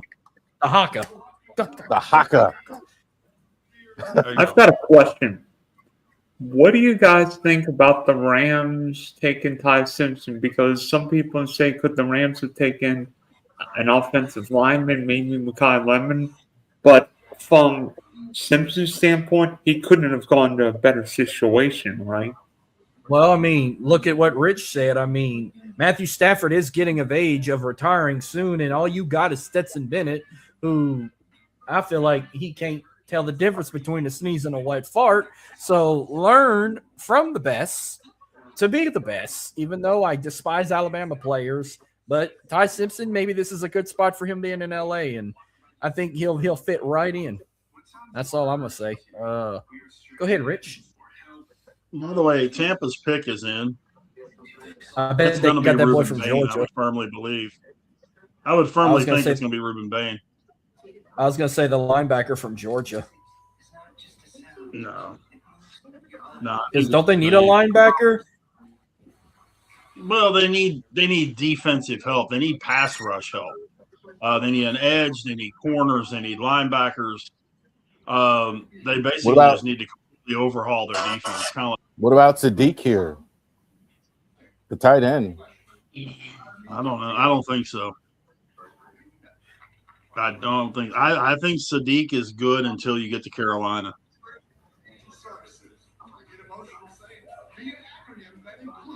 Oh, so If he doesn't go to Carolina, He could go to Cleveland. This might be no. I'm gonna kind of change. I'm gonna change another football subject. This is Texas high school football related. So, Rich, I guess you can say. I don't know if this. I guess this has been going on year after year, but it's like every year or every 6 months, according to like Max Preps or something. I see like a certain like school district or just a high school alone get proposals for these $1 million stadiums that like state of the art. You know, like Allen, for example. Now Lufkin proposed a $42 million stadium, and they're voting for it in May. You think it gets approved? Very possible. I mean, I would say, I would say 70-30. I don't know if it's for the Lufkin Lumberjacks. I'm pretty sure there's other schools around Lufkin in that district there. But Lufkin would be the one that would use it most.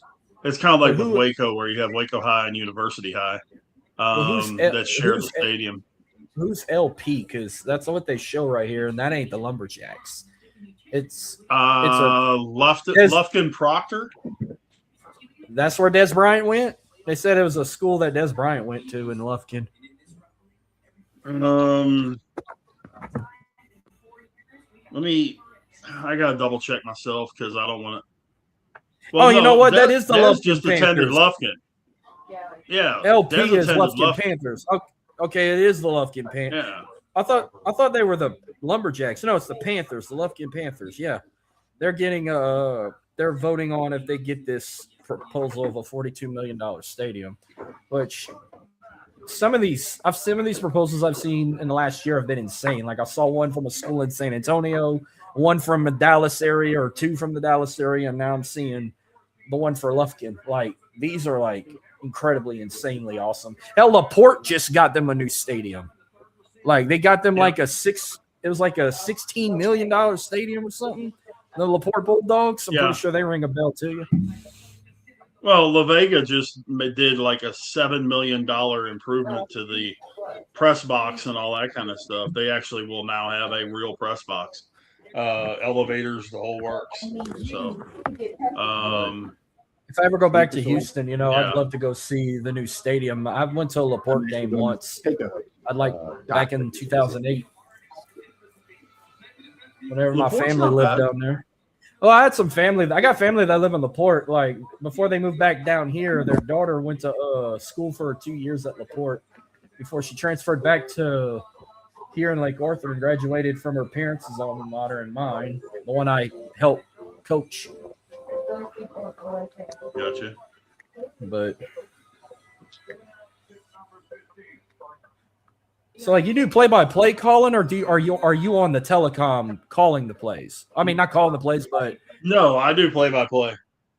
Tampa Bay selects Ruben Bain Jr. edge out of Miami. But yeah, I do play-by-play. You do it on the radio, or you do it for the stadium? No, on the radio. And then occasionally it goes on TV. Well, yeah, if we're doing stuff for like Dave Campbell's or whatever. So you're like amazed the high school productions that some of these teams have, like anywhere now.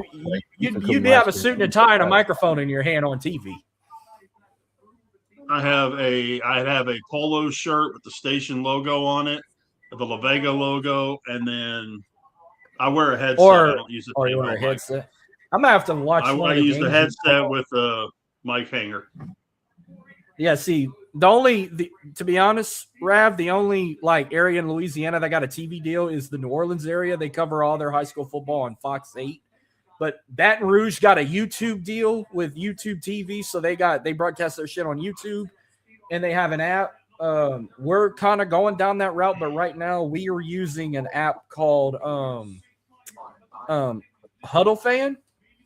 So like the high school I do. If you want to watch us, which there's no commentary, it's like watching game film. You can watch us on Huddle. We have a thing with oh crap! What is oh my gosh! I can't believe I'm losing the name of the podcast network. But there's a podcast network here in the area that is centralized. They have a ton of different podcasts, And part of what they're doing is a bunch of high school football, and La Vega is one of the ones that they do. So they'll use my audio with their video. Rogue Media is what it's called. And so, they'll take my audio. They would take my audio and pair it up with the video and go from there. We have well, I wouldn't call them a podcast. They stream every Wednesday on Facebook and YouTube. They're called Under the Lights. Twice a week, they'll do a Thursday night and Friday night game. They go all over the state and broadcast live football on their YouTube channel and on their Facebook page with a commentary team, with a sideline guy, with reporters, everything. They go all over the state twice a week, and we were undefeated every time they came until this past Halloween, the night you heard on the freaking radio, I holler chicken shit to a referee. So, gentlemen, Jets at 16.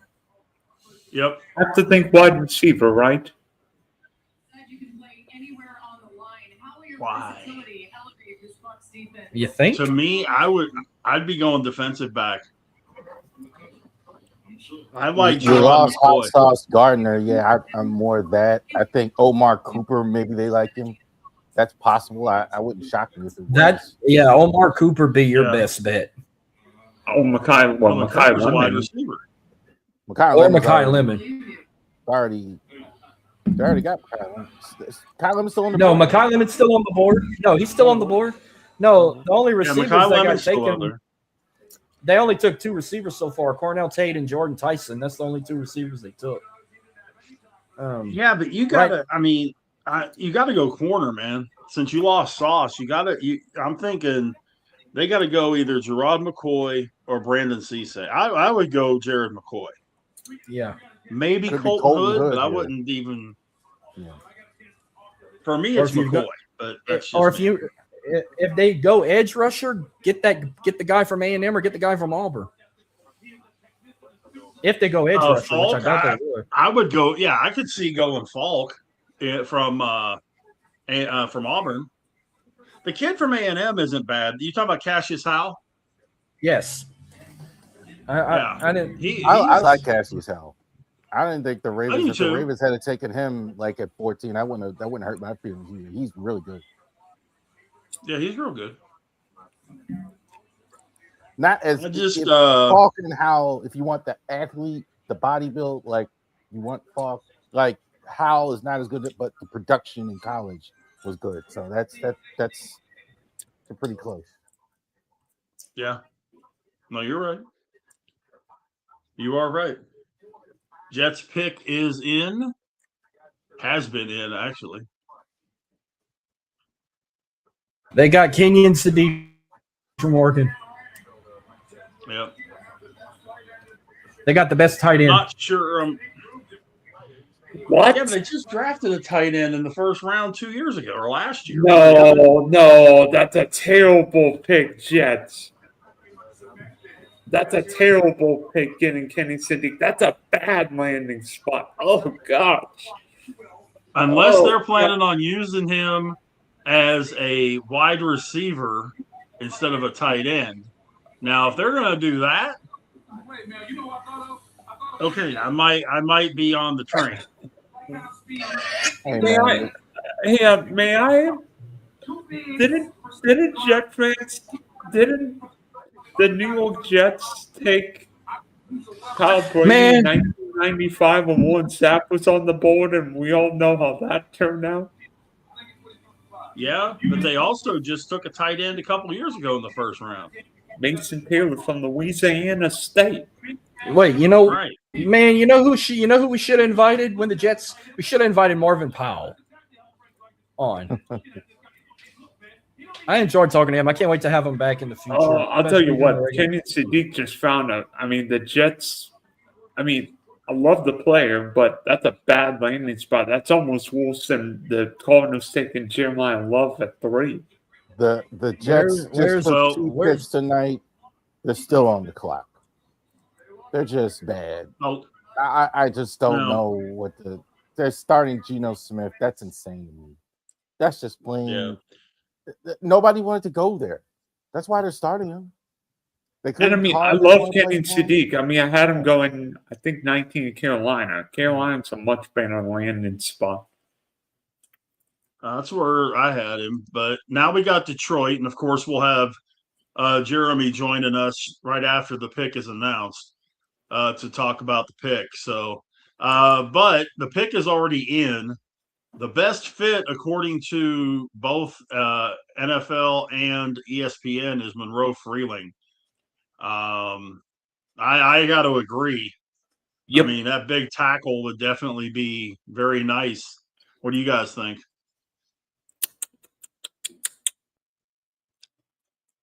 I think also too Blake Miller. Keep your eye on that here. Big guy. I think he would be a guy like again move him in the guard. I could see that one in his particular case more than I would in Monroe Freeling as well. But offensive line, I think is where they got to go. I mean, Yeah, really, especially Freeling's a tackle. Freeling's a tackle and nothing else. yeah. I think He's Freeling's either going to be a left or a right tackle. I think Freeling's the Lamu. only left tackle in this draft. Lamu, you look at maybe whoever they Well, like. no, out Proctor's of that. left tackle. No, well, I don't know. Proctor feels too heavy for left tackle. His feet are so good, man. His feet are so good. You realize how many times Ty Simpson got hit with him at left tackle this past season? As I'm many assuming times the as you answer did. is none. Yeah. As many times as you did. Exactly. 0. Yeah. I mean, it's almost. Yeah, he's got to be a left. I mean, he could be right. There's no question, but you better have somebody like Joe Alt or somebody like that at left tackle if you're putting him at right tackle. Rashawn Slater, somebody like that. I'm just thinking, 18. I have a funny feeling who the Vikings would take next at 18. That's probably the safety from Oregon. Gotta be Cameron there. Dylan Heineman. At least that's what I think his name is. Yeah, it's Steineman. You got the Lions now, Vikings next, then Carolina, Dallas with their second pick, and then the home team, the Pittsburgh Steelers. Mr. Richard, who do you wish would be available when the Steel Curtain would make a pick? As insane as everything is right now, I would love to be able to get Denzel Boston. I wouldn't mind. I wouldn't mind Keldrick Falk if he's still there. I wouldn't be if he's not going to be there, but if Feineman was there, I'd take him. Yeah, but line, you got to look at that right with Broderick Jones' situation. Like that's got to be I mean, that's realistically, I would go either Denzel Boston or Monroe Freeling. I'd be happy with either one of those. Now for his last moment, brought to you by Ego, it's been a fast-moving first round. I don't want a quarterback. Well, good news. I also don't want the guy wearing number 8. It won't be there. I also do not want the guy wearing number 8.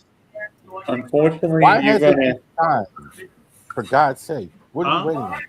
Why isn't he signed? Where's Jeremy? What the hell do I know? He's going to be on after the pick. He's doing his podcast right now. He's going to jump in with us for a minute after the pick is made, and then he's going to go back into his podcast. So, excuse me, Jeremiah Love got more guaranteed money than Saquon Barkley, Ashton Jeanty, Kenny Walker, Derrick Henry, and he has not played a minute in the NFL. Well, but that's the way the structure is right now. The only reason he got that kind of money is because he was top 3. If he'd have been drafted outside the top 5, the money would have been different. Who is this kid? It's probably one of those super fan deals. You'd probably make a wish. Offensive tackle Blake Miller. From Offensive Clemson. tackle Blake Miller from Clemson. That's who I wanted the Texans to get. So Monroe Freeland's dropping. Well, I didn't have him, but I had him at 24. So nothing out of school on that one. By the way, is Now it a up Minnesota? Is it a Blake Miller or Blake Fisher? Excuse me. Blake Miller. Okay, from Blake Miller. Clemson. That's who I wanted the Clemson, Texans to get. That's who I wanted Texans to get. I think I had Miller going to Philadelphia, but interesting. But same That's area. where I had him going Philly. Yeah, I had him Freeland going was to kind of a Philly, too. late mover as far as the draft too. Like he kind of moved up to the first round. Guys, Monroe Freeland's going to be a Philadelphia Eagle. They always take Georgia Bulldogs, Alabama players. Just like If the Steelers Saints don't take take him, Ohio I think State you're right. players. just like the Saints take Ohio State players and Chiefs take LSU players. Well, you Yep. didn't take a Buckeye. You didn't take a Buckeye this year. I know, but I'm just saying majority Minnesota's pick of is that in. team is Big Ten or Ohio State. But look at over the years, like Marshawn Lattimore was, Chris Olave was another Buckeye. Who was another one they once had like 5 Buckeyes on their team a couple years back. That's the last 2 I can remember from the past was Marshawn Lattimore and Chris Olave. And Honey Badger they had too, LSU guy.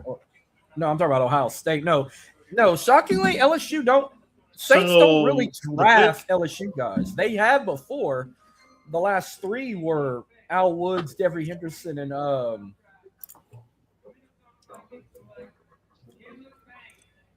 Caleb Banks. Yeah, I was going to say Minnesota's pick is in. It's Caleb Banks, the defensive tackle out of Florida. So Caleb Banks off the list. No, The first defensive tackle off the board. That's a I'm surprise. surprised they didn't go safety. Carolina's pick is already in. Good grief. Surprised. I'm surprised. Rav, they'll pick up LSU boys in trades. Like they had Honey Badger once in a trade. They had Foster Morrow in a trade. But no, the last 2 LSU Tigers I remember getting drafted to the Saints was Al Woods and Devery Henderson. You would think teams would do that more often. I wonder why Maryland players don't play for the. You would think or Steeler players play with University of Pittsburgh very often. Like you saw Kenny Pickett, but you that's like a rare thing. Like you would think they're more clued in and have more information on those guys than they would any other team.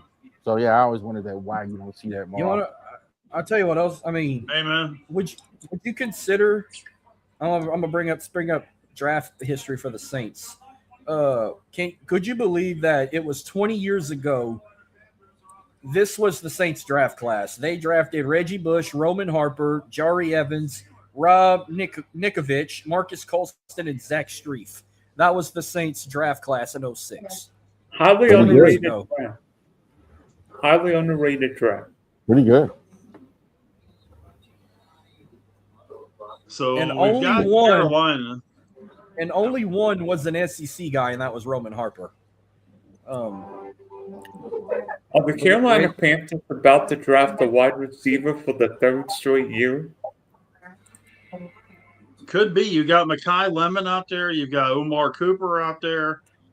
You got Casey Concepcion out there. They better not take Denzel Boston. The Philadelphia Eagles have made a trade with the Cowboys. So Philly is now at 20. Dallas is at 23. Yep.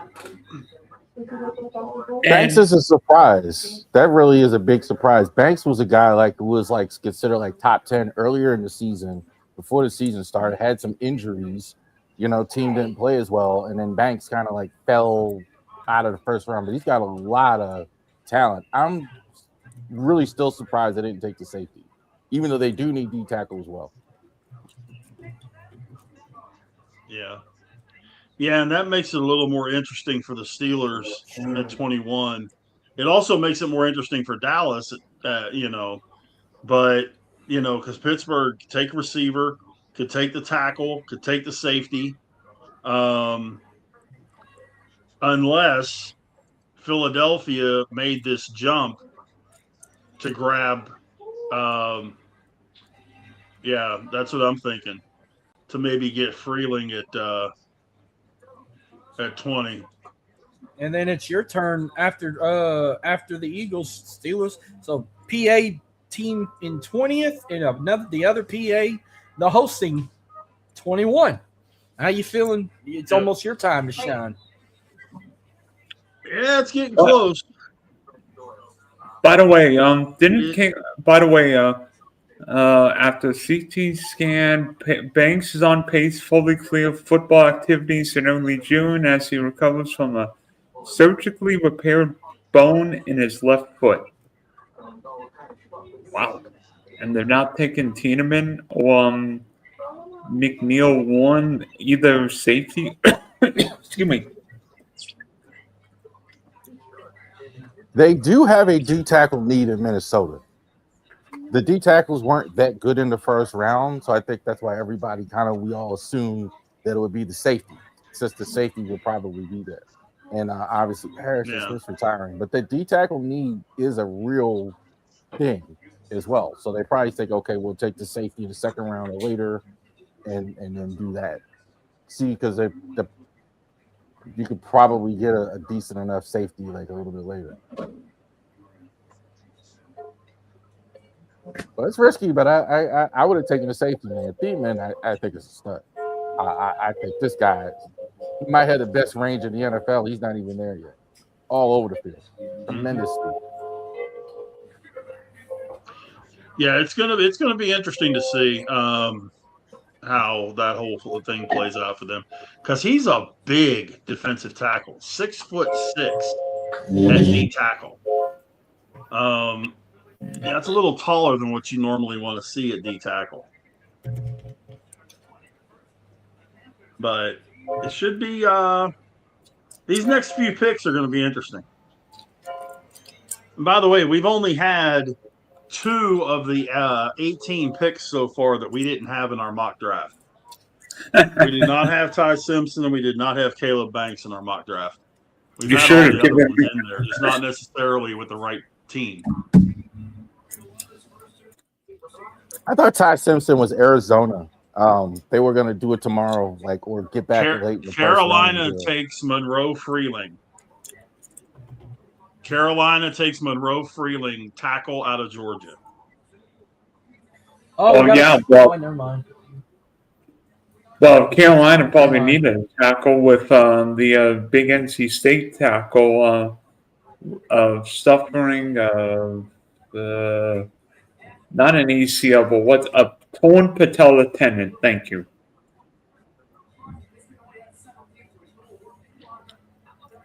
I just wonder if Philly's now kicking themselves in the butt, going, "Well, there went our guy."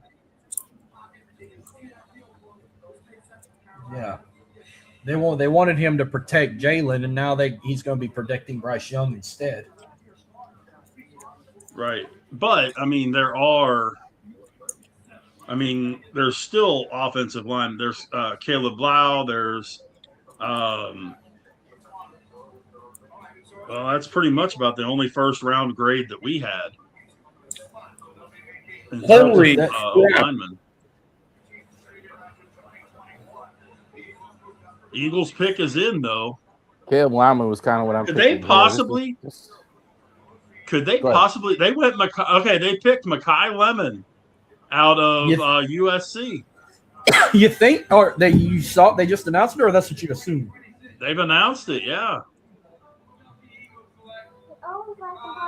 ESPN has it. Makai Lemon out of USC. You're like a few seconds ahead of me. I mean, this is good. You got him in Devontae Smith. Well, AJ now Brown. That tells you AJ Brown's out the door. All right, here we go. Him and Devontae together. That's gonna be another three-headed monster with Jalen Hurts. Not the smallest All right, receiver. ideal. And we kind of overlooked the AJ Brown situation in Philly, didn't we? Like, because Well, he's that's what I'm not going to saying. be He's there. gone. Oh, Yeah. I knew that. Yeah, he's getting I called that a mile away too. He wasn't going to last in Philly. He'll probably be gone there in probably a couple months or during training camp. Could they trade AJ Brown for the 31st pick? He'd go to New England. Yep. Would this be like an By the NBA way- trade? Is there anybody? Is there any what's chance not- it's not New England? Stephon Diggs about to go to jail, right? No. It's a distinct possibility. I'm curious. The child support. I'm really curious to see what we're doing because they don't have the pick in yet. The child support. Uh, Stephon Diggs. Yeah, the Steelers do not have their pick in yet. You got Thieneman, you got McCoy. On the defensive side, you got Boston at receiver. Omar Cooper. Oh man, just don't do something stupid, guys. Even Colton Hood. I wouldn't be mad at that. But yeah, McDonald's the Steelers, there's interesting. 5 minutes left, and they haven't made their pick yet. Oh, by the way, McDonald on defense, I think that's something they should look at D-line. the Cowboys got 2 4th-round picks to move back 3 spots. Yeah. And by the way, Well, and coming up after the Steelers, we have the Chargers, the Cowboys with their second pick, the Browns with their second pick, and the Bears. The Bears. Steelers still haven't made their pick yet. did we give Jerry What the in the link? flying blue frick are I they doing? think Adam might have interfered. Maybe they hold it back because Adam may have broke in and found out who the pick was before the world did. I'm shocked Adam never popped in, Oh, but I'm it's pretty in. sure it's loud and crowded over there. I feel like it's New Year's Rockin' Eve in Pittsburgh. If you're stuck in the middle of all that, you better be wearing a diaper if you got to go to the bathroom. So he went. Oh, you're there with 800. You're there with 800,000 to your closest friends. So he went to the draft party then. I bet how much. Yeah. I wonder how much a beer costs at a draft party. Take wild guess. What, like $17? How much is your car worth? No, a beer worth at a draft party. That's what I'm saying. How much is your car worth? About $11. About $11. Same thing it is at the game. About $11. Probably. All right, the pick is in. Oh, come on, boys. That's I my mean, I'm surprise pick. I will reach through the interweb. Watch them. What, you think they're going to get somebody I don't need? I'm not sure. Hey, the Saints have done some shit like that. And naturally, they're going to draw this shit out because it is Pittsburgh. They got to satisfy this Steel City crowd, or terrible towels are going to be used to clean up blood in the streets of Pittsburgh. Something like that. I mean, there's a Messidor? 4 or 5 guys I wouldn't be mad at. But Messidor? That could be. Oh, they're playing Thunderstruck. Is that like a fight song for y'all? Because I thought that was for the Dallas Cowboy cheerleaders. oh, it is for the Cowboys cheerleaders. But no, you're going to hear Renegade, I'm sure, here in just a second. Renegade is what you hear. Oh, at the Steelers Myron. games, Pirate We games. got Myron. If you're watching the NFL feed, we got Myron on the board, ladies and gentlemen. Heck yeah. You betcha. Myron Cope, the greatest announcer in the history of sports. There it comes. We should just let They got bed. do they got people in the football stadium too? No. They got it lit, though.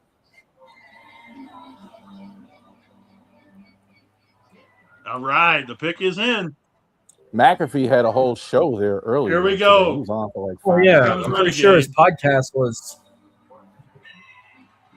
You got it, Marcus? I hear it now. I hear y'all song now. There it is.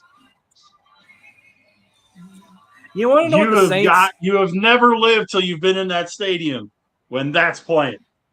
And as soon as about 30 seconds when it hits and the crowd is going bananas. So that's y'all's hype song. Yes. You know what? I'll tell you the first defensive possession. You want to know what the Saints hype song is? It's during kickoff. It's halftime by the Yin Yang Twins. For the Houston Texans, their hype song is Bulls on Parade. Wow. Bulls on Parade is insane too. That's what's his fucking name? Shit. Rage Against the Machine. Yeah, Bulls on Parade by Rage Against the Machine for the Texans, and halftime by the Yin Yang Twins for the Saints. Oh, look at this. They pulling a bunch of people out. I just hate ever seeing terrible towels, though. Their first round picks. I just can't. Don't be a hater, Rav. Who's the Hall of Famer? How many you want to talk about? No, who's the one by Goodell wearing the gold jacket? Jerome Bettis. Jerome Bettis. Yeah. My dumbass would have said Hines Ward, but no, I figured that was Jerome Bettis. Jerome Bettis was a good player. By the way, Jerome Bettis was actually a pick of the Los Angeles Rams. They traded him when they drafted Lawrence Phillips. And then Jerome Bettis became the bust in Pittsburgh. Yeah, and the rest was history. Yes, sir. I was mad when the Ravens didn't take Lawrence Phillips. They took Jonathan Ogden instead. Obviously, I was wrong about that. Well, Max Ahinakor, an offensive tackle out of Arizona State. I'm not mad at that.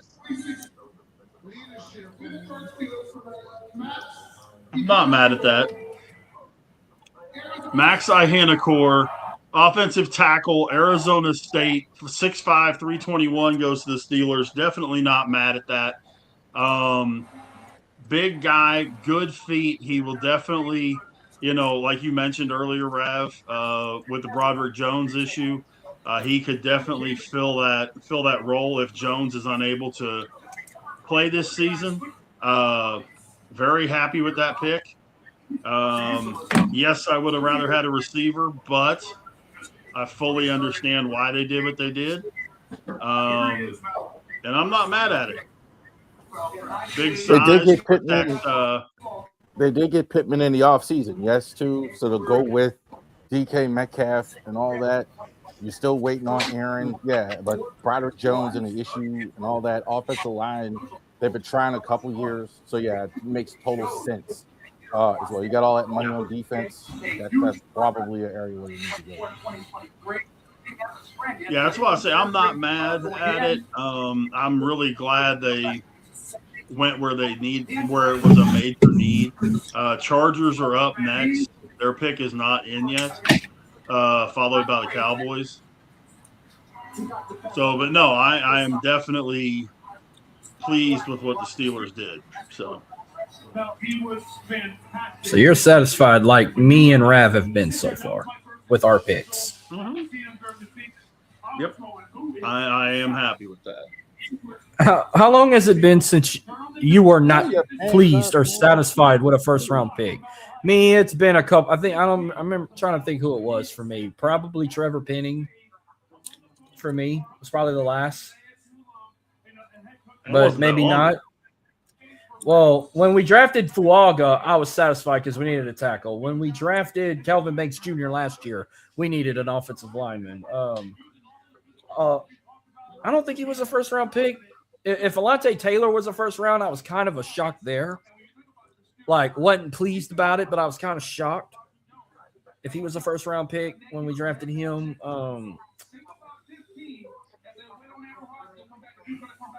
I think Trevor Penning was the last one for me,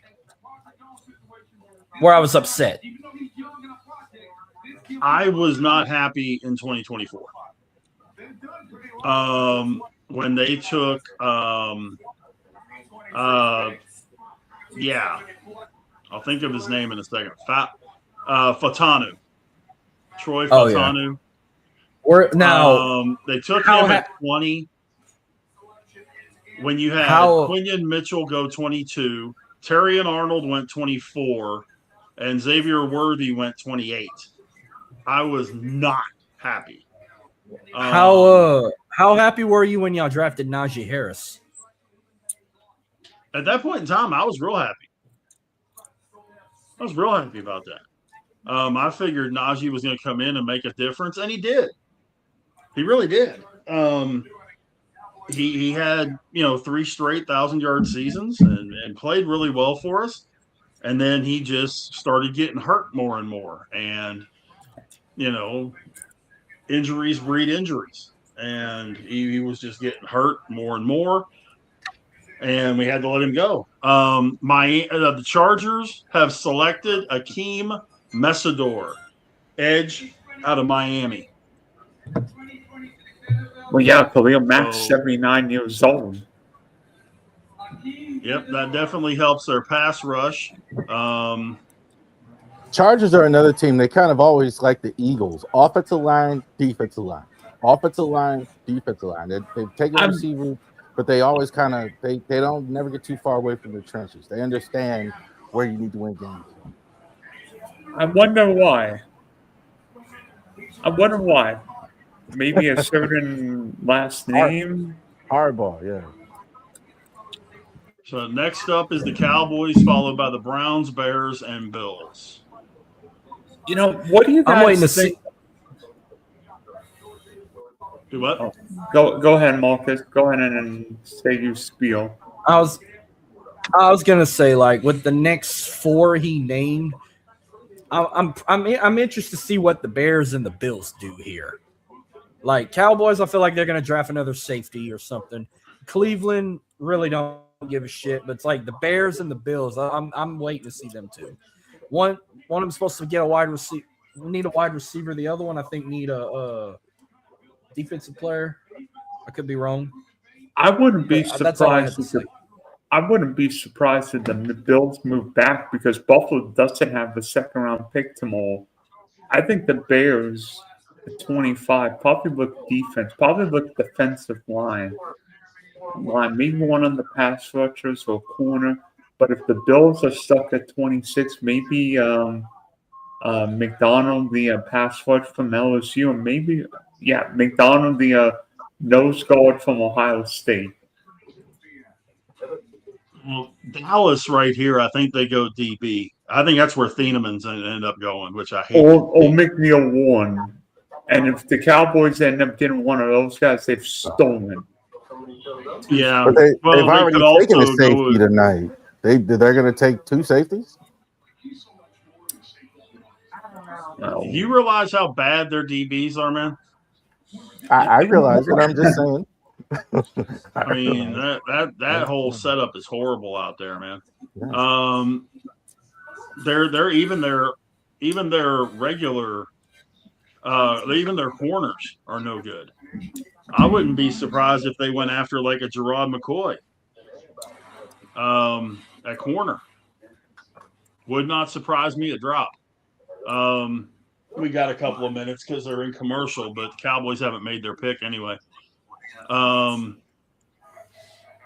what they're showing here, the best fit is Keldrick Falk. The best available player is McCoy. But I mean, with what we've got left, I think Dylan's right, or Marcus is right. I think we're going to see at least a team, maybe 2, go back, and I wouldn't be surprised if Philly gets enough. It will not surprise me at all if we see a trade come across with that 31st pick that A.J. Brown got traded to New England for their 1st-round pick. I think no more. We might get one more or no more than 2 trades left in the 1st round. One, I can guarantee that 31st, but if shockingly a second one comes, I'll be surprised, but I mean, I doubt the Texans would trade. They'd be stupid if they trade. That's the one I've been waiting to No, find but out. I think you're going to see a team trade out. You're going to see a team trade out, whether it's It'd probably be Buffalo, the Texans. Seattle, or the Texans. Well, I don't know that it's the Texans, though. I don't think it is. Well, Because there's Marcus, still some guys there that they could really use. well, Marcus, remember, the Texans have 2 second-round picks tomorrow, so makes it less likely the Texans want to trade out. If anything, maybe the Well, this wouldn't be the first. They've traded first-round picks like twice in the last 5 years. And all I've seen is Battle Red pissed off. Like, man, we got to go another year without a first-round pick. Like that, they can't handle a third in 6 years. Like that, no, they might as well just pick it. Get your O-line for CJ Stroud, and then you go from wherever you need after that.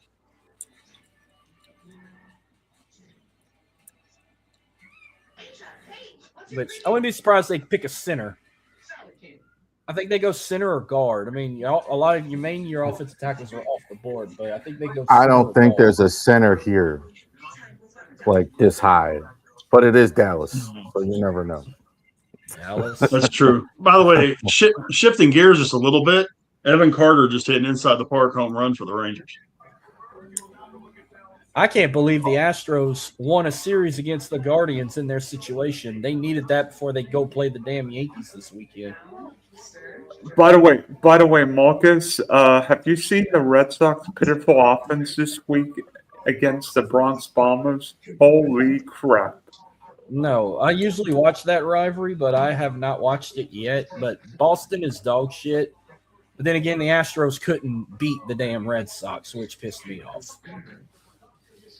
I really don't like any of their offensive players in Boston outside of Roman Anthony.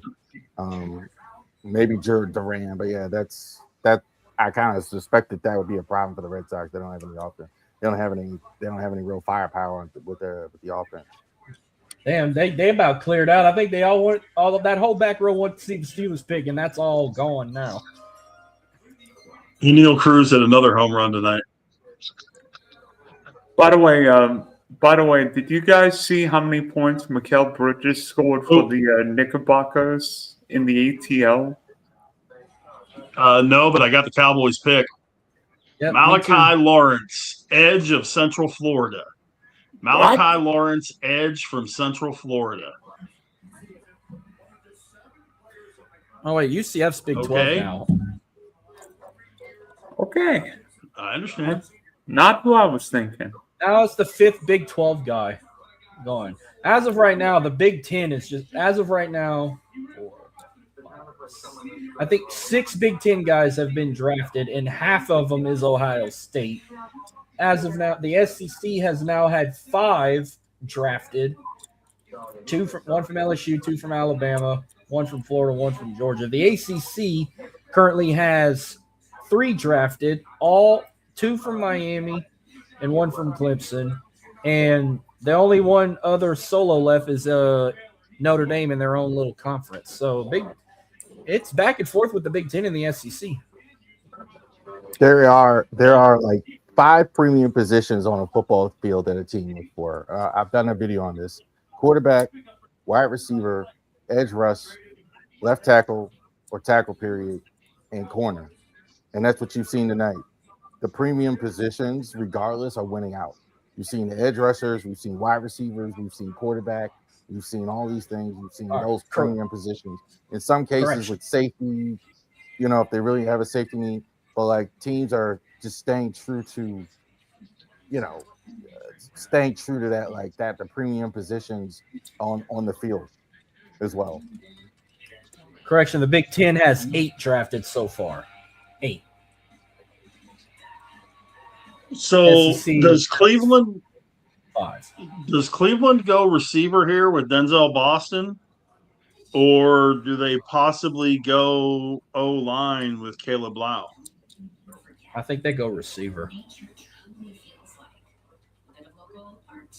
That's just me. They want to make Shedeur Sanders or Dylan Gabriel, whoever's going to start, shine. Or I'm going to just say Shedeur Sanders on his behalf. I think it's receiver as well.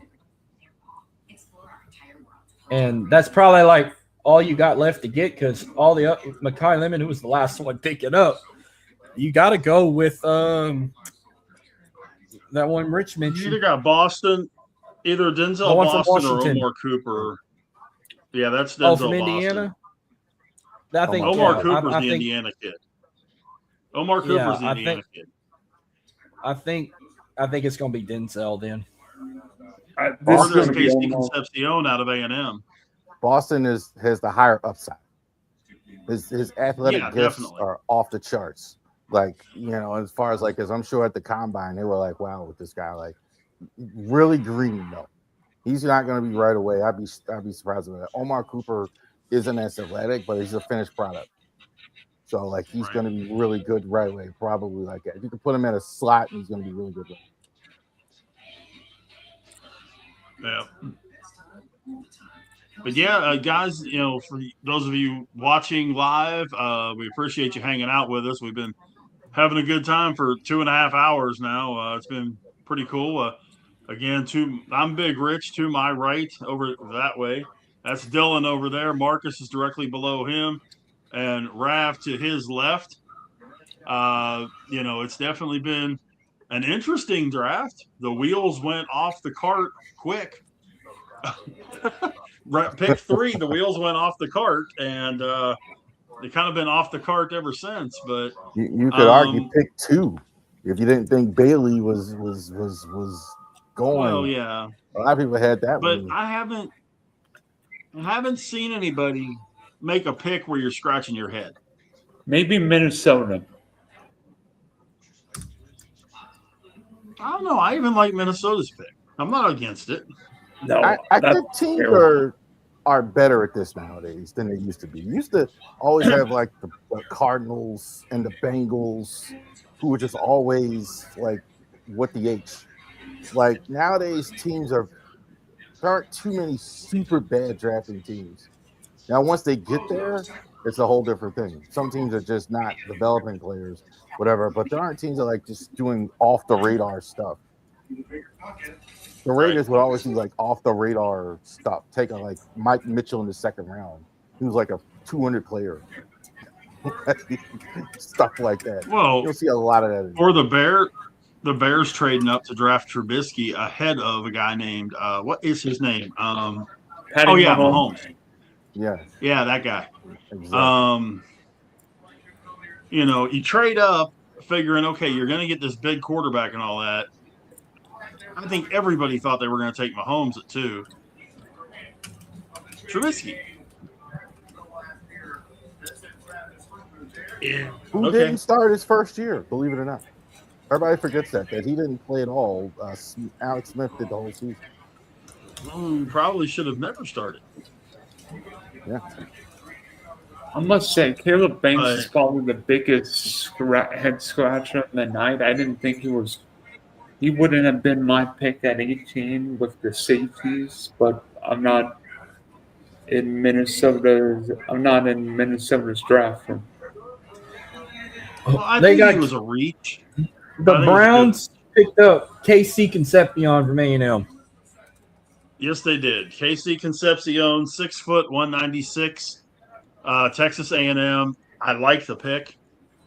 I like this kid. I think he's going to be a really good receiver for a long time if he can stay healthy. He hasn't had any health issues at A&M, but if he can stay healthy in the NFL, I think he's going to have a nice career.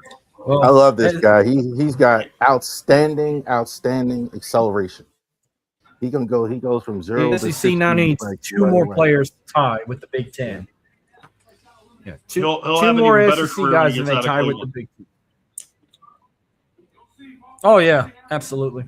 But now they need 2 more to tie the Big Ten with draft picks tonight. 2 more. That's their 6th guy, and Big Ten takes the lead with 8. And I made our thing for Saturday. I made our Lincoln shit. I saw that. For Cajun Tournament. Yeah, Yeah, the Bears are up next, followed by Buffalo, San Francisco, and the Houston Texans. So you can cut that out, sir, Mr. Dillon. Me? Oh, Yawning. I thought saw you him were talking to yawning in me. that box. No, I saw Dylan over there yawning in his box. You can cut that stuff out. All right, I got it ready for Saturday. It's in my studio. No, I got you. Yeah, I saw the thing in the chat. Yeah, I just made the link, so I got that out of the way. Oh, and the belt comes in, I think, Monday, courtesy of Amazon. Okay. So you might not see it. You might not see it this week, but no, you'll see. You might see it for fans of the Diamond. If not, you'll at least see it by open mic. Because I'm taking this picture, putting it in the bedroom or the bathroom, and I'm gonna put 3 more spots for 3 more belts. And I bought Ric Flair's belt, big gold, the OG one. It's going right here. And then I need to get Eagle.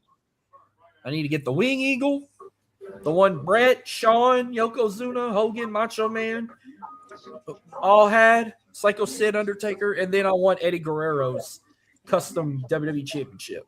That's gonna Did you see Ric Flair's interview with Ariel Helwani? Oh my God, just sad.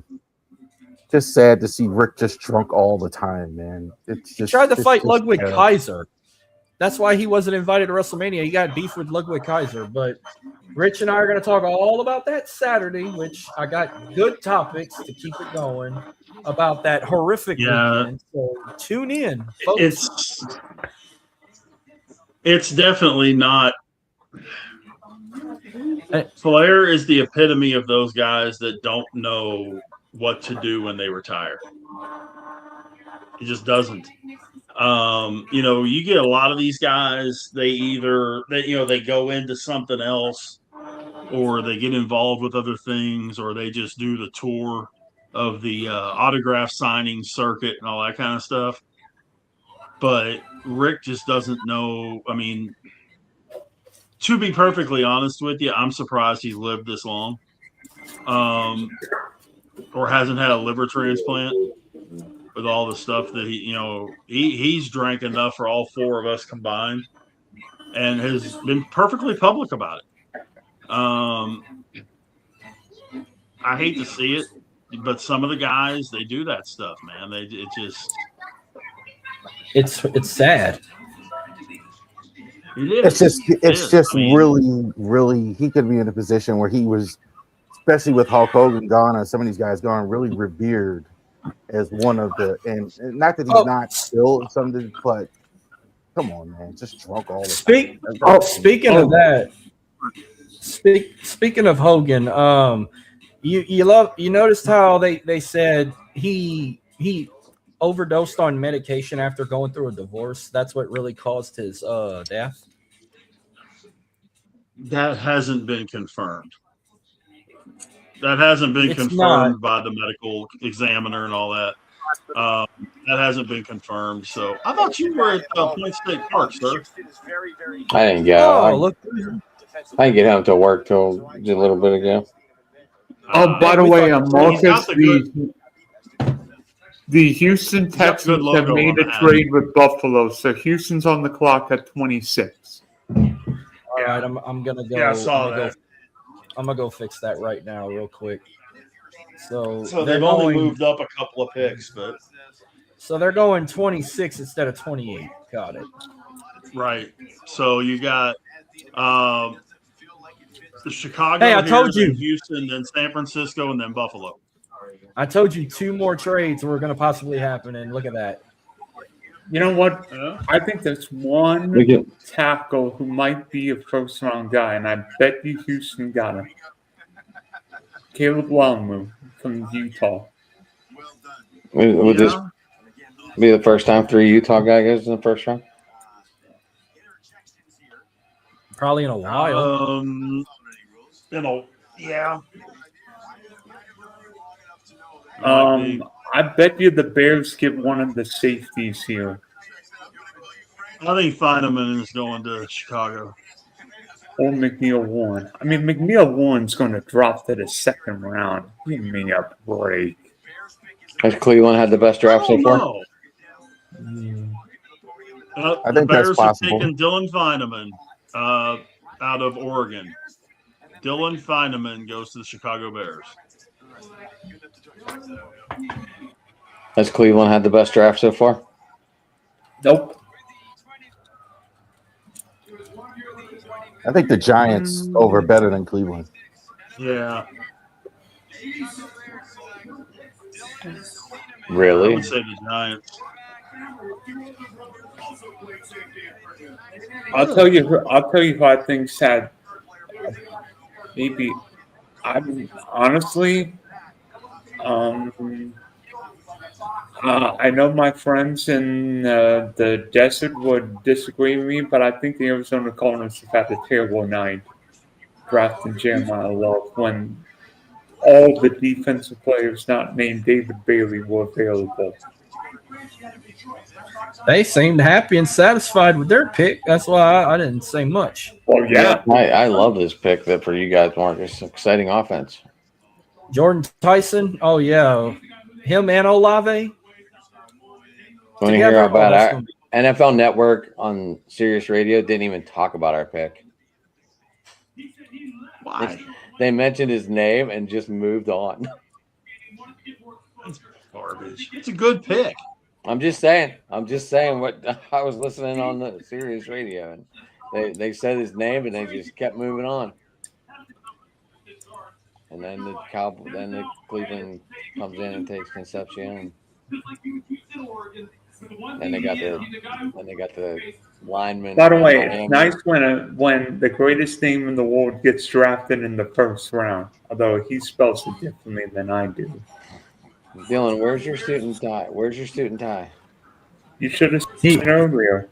He had it on at the beginning. You gotta keep. He just had the tie on. He just had the tie on. He didn't have the coat on. Oh no, he had the coat on. I didn't see a coat. I just saw the koala bear in the background in the kitchen. No, he had the coat. He said something about jumping naked in a hot tub too, or some shit. Holy crap! Did you guys see the tornado hitting Vance Air Force Base in Oklahoma? Holy! No, I did not. That was a major tornado country. I know that. Oklahoma, Nebraska, that's where they happen at. I know that much. It's going to happen in Pennsylvania soon, too, the way they keep tearing down these houses. Dylan, I thought that was a great move by the Dallas Cowboys. Yes, Your Majesty. I'm trying to get it up. Everyone, well, they don't have one for Jacksonville because of another wrestling company. But have y'all ever saw those legacy championship belts for like every professional team? I was trying to get the Steelers one up and the Saints one up to see if y'all would ever buy these. But look, I got the Ravens one up for Rav. You'd be down to buy something like this to put in your like man cave? If I could afford it. It's like $4.99 or $5.99 off of $500. I'm pretty sure you can find a replica on like Amazon or something, but yeah. It looks cool though. Oh yeah. Cool. Yeah. I think a lot of men would absolutely do that. Every time WB goes to town, there's always a football player or a baseball player holding their team's belt. They got an Orioles one too. I just didn't pop it up. That's the only since it's NFL night, I pulled the Ravens one up. But I'm trying to get the Steelers one up for Rich, and I'm sure Rich seen it before, but I'm trying to get Dylan, why do you think that's a bad trade for the Cowboys? No, I didn't know. I didn't think it was. I think the Cowboys probably wanted to get another pass rusher, and you know what, getting other picks probably made. I think the Eagles probably thought, you know what, Mekhi Lemon's better than anybody we're going to get at 20. I meant you said they gave up 2 fifth-round picks to move up and take Caleb Downs. Well, that was to get Caleb Downs, but Caleb Downs was worth getting 11. But Caleb Downs better than Miami was gonna take him right there though. No, I think Miami would have taken the linemen anyway. So not that it matters, but I must say.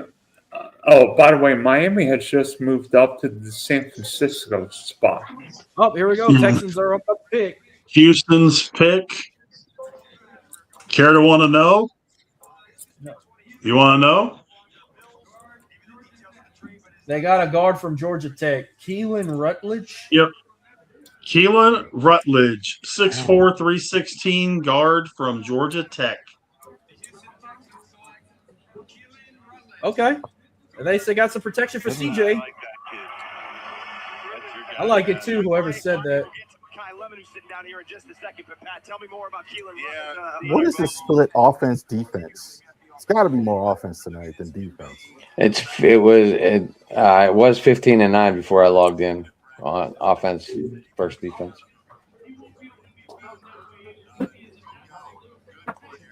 Just letting you know, Rob. There's your quick question.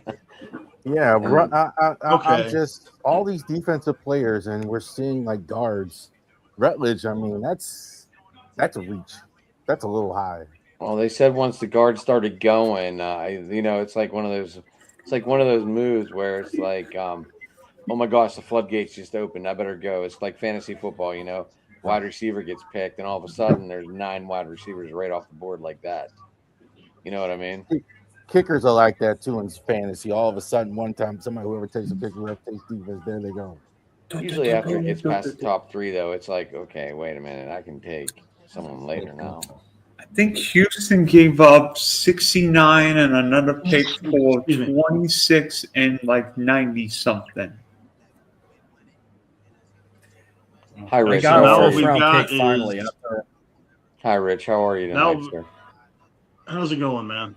Good. Now we've got Miami, Buffalo, Kansas City, San Francisco, New England, and Seattle to wrap up the night. Oh, all right, so Miami traded with the Niners. Did Yep. anyone Yes. see Caden Proctor's squat? Bench? Yep. 815 pounds. Lord have mercy. What? I He wouldn't did doubt it. 225 41 times at the combine. wouldn't doubt it. Caden Proctor did 815 on a squat. I wouldn't doubt it. Yep. I don't think I could do I don't think I could even squat 225. The I used to be able to Dolphins squat a pick lot. is in. I used to be able to squat I think a lot. they're going but DB here, guys. Who's up? Dolphins. I think they're going DB here. It's either going to be Dolphins, I have McCoy no idea. or McNeil Warren. Dolphins have what? 16 picks now? Something like that. They drafted Caden Proctor so far, but The Steelers had the most picks in this draft at 12. The Dolphins outreached them now. With that trade with the earlier one where they got them 2 5th rounds, and then they made that later trade where they got 2 more 4th rounds. They have no players. Yeah, I think that puts them at They 13. might need all 12. They might have 10 rookies. 10, 12. By the way, the Bills moved back from I think either 61 or 69, traded 93 and got a 5th round pick. So See if we can break 100, boys. We've been pretty consistent in that 90 range most of the night. Have we? Awesome. Obviously, I just got to the party, Hey, Adam, I've got a question for you. What did you think of the Rams trading Ty Simpson? Because most of X right now is roasting the Rams for not taking Mekhi Lemon or somebody. But, just remember the Rams' only depth chart where it showed we need someone to learn was quarterback. And they called Matthew Stafford earlier in the day and said, "Hey, Matt, we're thinking about taking Simpson at our pick." And he was all for it. He's like, "I will show this kid the ropes." Because you got to remember also in Bama, Ty Simpson kind of ran the same offense as Sean McVay or the Rams in college. So he's like we always say, you want to go to a system where you fit in. And That's true. this is a great move by the Rams. Sean McVay now has a year to get Ty Simpson into the system, learn behind the MVP of Matt Stafford, and it should be good, I think. And here's one And other they better thing. spend their second round pick on a receiver. Here's one other thing to They look better at. spend their second pick on a receiver then. Here's the one thing to look at for the Rams. LA has not drafted a first-round wide receiver. They've gone after second, third-round wide receivers. You think Robert Woods, Puka Cup, Tutu Outlaw. And was this the Rams' pick is first in, quarterback? guys. We got the pick. Chris Johnson, cornerback out of San Diego State. Ooh. Chris Johnson, cornerback out of San Diego State, goes to Miami. The Buffalo Fighting Bills are next. I like that. That pick. I heard a lot about. I like that pick. Miami. I heard a lot about Chris Johnson late in the draft process. Miami needs help everywhere. All right. What I was saying was Ty Simpson, I think, was the first quarterback the Rams drafted in 10 years since Jared Goff, right? No, Stetson Bennett. I mean, right. First round, not overall. I was going to say, they took a quarterback, 2 years ago? They took the Georgia kid, right? Yeah, but I'm talking about first round. Yeah. I'm talking about first round. You're right. You're right. Because they've had Stafford for 10 years. Rev, I didn't hear that many boos coming from Pittsburgh for the Baltimore pick, but I did hear a lot of boos for the Cleveland pick.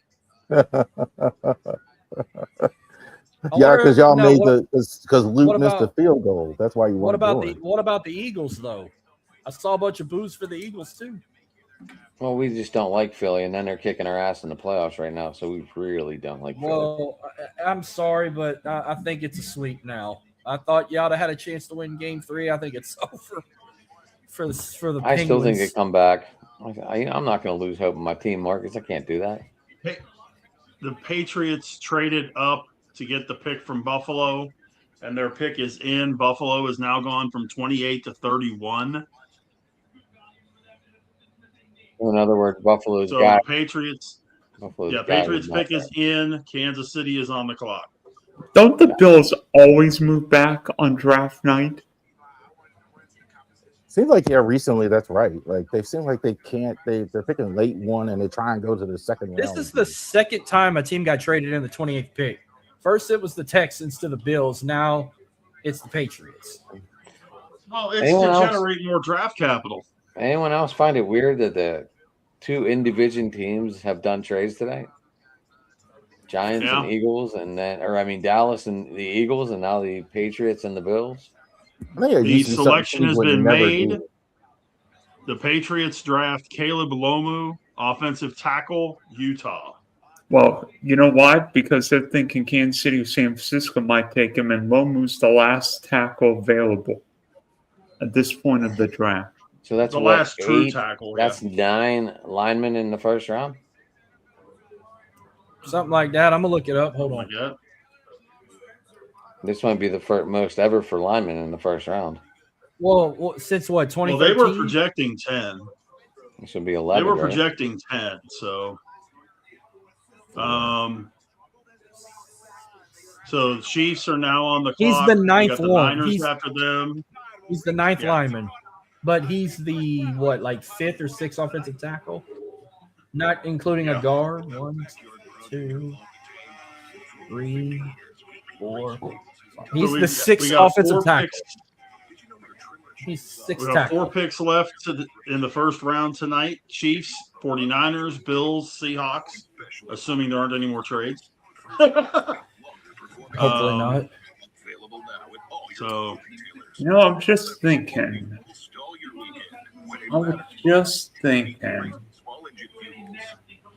I'm not saying this team would do it. I don't think they would. I have a funny feeling there might be a running back taken at 32 if Seattle stays there. Yeah, I could see them taking the other running back from Notre Dame. Darian Price, thank you. That's what I would do. Darian Price to at that spot. I can see that. That's really the only thing they need. I can't really think of another spot. What do the Chiefs get at 39? Well, who did the Chiefs get at 29? Because I mean, all the tackles are gone. All the What do you mean? I was feeling the same way. After 40, the body has I think they take Denzel Boston. I think they take Omar Cooper. Warren's on the Oh, board. Keldrick Falk. Yeah, Keldrick Falk is still there. Warren's on the board. They could use that safety too. I think that's something. McNeil Warren is going to drop the second round. And Jamad McCoy is still out there too. Well, McCoy's got the knee. McCoy's got the knee. Text now and we'll include a bottle of Who's got the background? our newest, most powerful fat burner ever, absolutely free. Text. I have the draft on, but I don't know. You guys even hear it? Yeah, I can hear it really loud. I can hear somebody. I don't know if it's Marcus or Adam or who it is. I'm on ESPN. I got a damn burger commercial on. I've got an I can elephant. just hear it. I can't hear what it is. I can just hear it. Well, y'all said my volume's been good all night, so it ain't me. Is that it? Yeah, I think that's it. Oh, he got the radio on. But man, I think we're looking at either receiver or DB here, no question, for Kansas City. Would they take Keldrick Falk though to throw the curveball out there? I could see that. I think wideout is probably in league too. Omar Cooper still out there. I think that's a look. Yeah, because I mean the two top receivers. The two top receivers out there right now are Cooper and Boston. And then the two top DBs that are out there are McNeil Warner and McCoy. But then you got Keldrick Falk and Cassius Howell. Both pass rushers are still out there too. Showing my gratitude and then put my faith on display for the young guys as well, so they can fall in love with the Lord just like I have. Jordan, that's awesome, and also this entire process, Pat, I thought you're the best receiver. Now that I'm thinking about it, some of the injury conversation I didn't really get. Would they go DT? Probably. But I told you this off air. Could they go Peter Woods at defensive tackle? Kansas City? I thought they were going to go O-line, but they could go D-line. Hey, Adam, there's an O-line left. Hey, Adam, I think you have the radio on. Thank you. So, yeah, I think the radio's feeding through. But yeah, I think that we've got family was happy, started cheering. It was a really cool and special moment. I think all the first round graded offensive linemen are gone. Yeah, Lama was the last one. Who's on the board? Patriots? Chiefs. Kansas City. Chiefs. Patty Mahomes. They're going to go Denzel Boston. I think they so. go. I took a page out of your book. I made my own background with jerseys like you did. I love it. I love it. It's gorilla tape to my damn clothing rack. I love it. By the way, I was going to ask you. It looks a little different back there. Well, I put my Drew Brees one that I outgrew right here for a home jersey because I always wear home on day one of the white ones day two, and now that I got an alternate, I'm wearing gold on Saturday. Okay, I'm sorry. Dylan, go ahead. By the way, were you guys dissing me for my koala? I've got like 12 koalas in here, a few more here. Like, if you see my this isn't even my regular setup. I've got my backup, my older laptop, and my camera.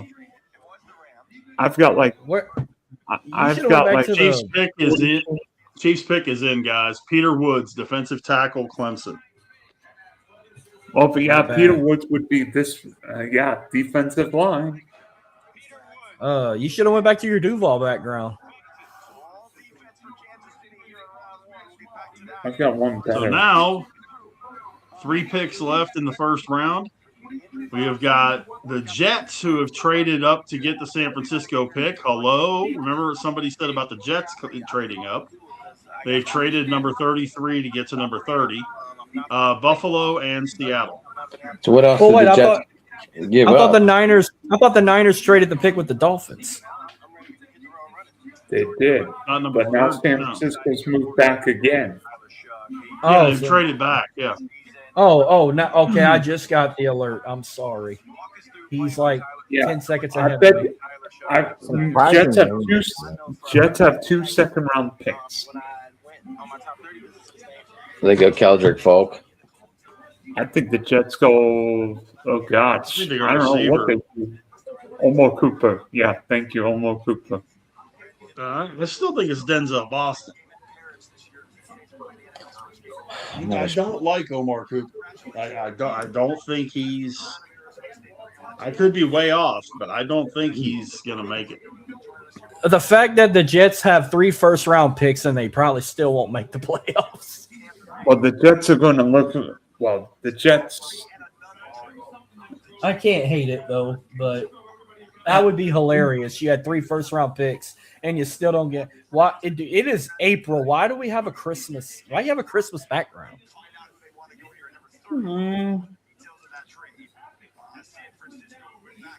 Mansour Delane being the first DB and the first SEC guy for LSU to go still shocks me.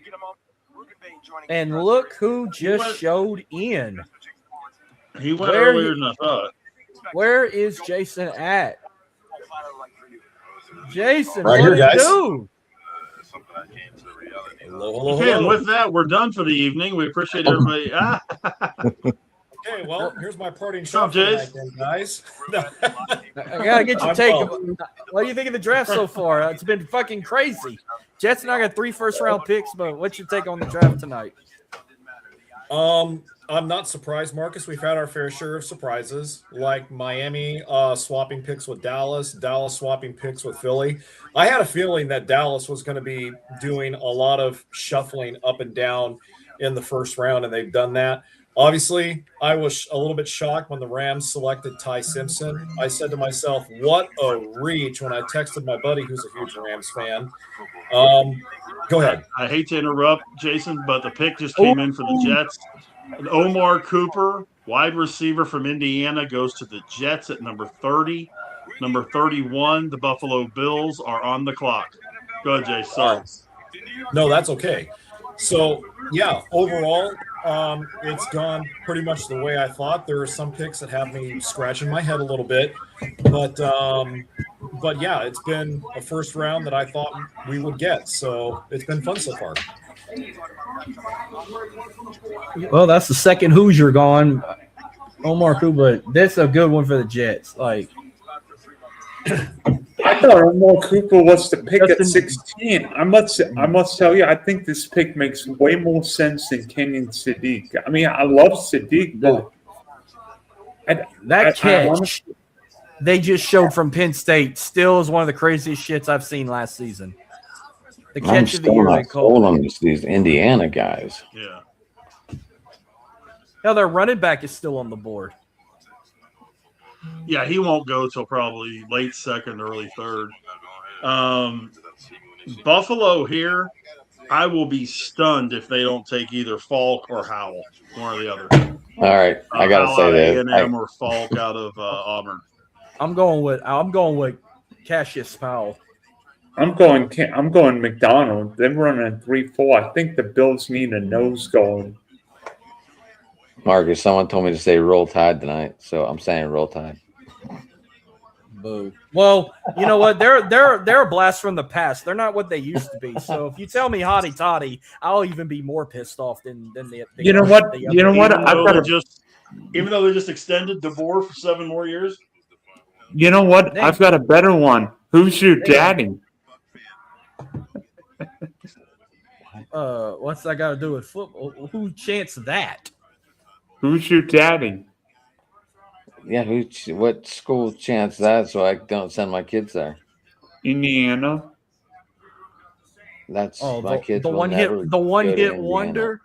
I don't think Indiana's going to do Dude, it. I think all these guys from Indiana are one-hit wonders, but that's just me. By the way, for those of y'all looking ahead to tomorrow, the 49ers have the first pick tomorrow after getting this pick from the Jets earlier. The Cardinals have the 2. Tennessee has the 3. The Raiders have the 4. Oh, by the way, Giants Tennessee, 5, and sorry. Texans have the 6th pick in the second round tomorrow. Sorry, guys. Tennessee has traded for the 31st pick. Buffalo is now out of the first round entirely. Right. Titans are on the clock again. Buffalo again trades out of the first round. They must not need anyone. Bro, Jamie probably pissed right now. They're trying to save money too. That's a big difference between. Well, they just built a damn new stadium. I get why they need to save money. It looks pretty state of the art. Oh yeah. Well, they're also in a little bit of a cap issue. Every year you've done this now like 3 years. Well, Texas. Well, no, I'm just saying this year. Well, Rich, we got our asses whooped tonight. Yeah. After it was just one of those games. I mean, Carter hits that inside the park shot. O'Neal hit another one though. That top of the foul pole, that was pretty cool. Yeah, that was pretty slick. I've never seen that before. But Tennessee, I think they're going receiver, guys. I really do. Another one to go for Cam. I think that's where now Denzel Boston's going to go. It could be the running back too. They passed. They didn't get a chance to take Jeremiah Love. They could take. I think this could be one of the pass rushers. No, they're going offense. They're for Cam Ward. Yeah. They're gonna get. They're gonna get Boston. Watch. They're loading up for Boston. Although I do have to agree, they could use the other kid from Notre Dame. 320,000 people here tonight. The attendance was 320,000. I thought it was more than that. He said the attendance was 300. 300 and something thousand. Keldrick Falk, 320,000 of Auburn, goes to the Titans. That makes sense. There was no traffic almost all the way into town tonight. Everyone was telling me. Because everything was closed down. I saw the traffic report on KDKA this afternoon. Half the streets in Pittsburgh were closed. Well, they couldn't get in or out. No wonder. Fit 320,000 people down there. They can barely fit 70,000 down there for a Steelers game. I understand. But that's what I'm saying. So the last pick of the first round is now up. The world champion Seattle Seahawks. Is this where we see the running back go, gentlemen? What's up with Charbonnet? Is Charbonnet going to be ready to start the season, or is he going to be out? Questionable. Not to mention, the head coach wants a second back. I guess he's not confident in any of the other ones that are there. And I mean, Charbonnet's not a 3-down back. There's no question about that. I'll tell you what, McNeil Warren falling to the second round is criminal. I mean, even when we did it last year, McNeil Warren's going to be a steal for one of these teams early in the draft. Dylan, you're in a new. Think about this one, Dylan. You've got McNeil Warren, you've got Denzel Boston, you got Brandon Cisse, you got Cassius Howell, Gerard McCoy, and Colton Hood all go into the second round. Marcus, these are a lot of really talented guys that are going to be second round picks. Well, one of them may be out of there. Obviously, yeah, this is it. Did Jordan Tyson and Marcus Was he even on their radar? I mean, he did that pro day must Yeah. have saved his ass. Yeah, he was on their. They had so many people on their radar, but he got talked about like last minute. They really wanted Ruben Bain more. They were wanting more of an edge rusher, but I guess they needed another weapon for Tyler Shuck outside of Chris Olave and them. But now that they got them on that, now that they picked up Jordan Tyson, that offense now, you got the likes of Shuck, Travis Etienne, or HN, Kamara, and Chris Olave, if Kamara's still playing. I mean, they got a decent little lineup there. It's going to be good for the NFC South.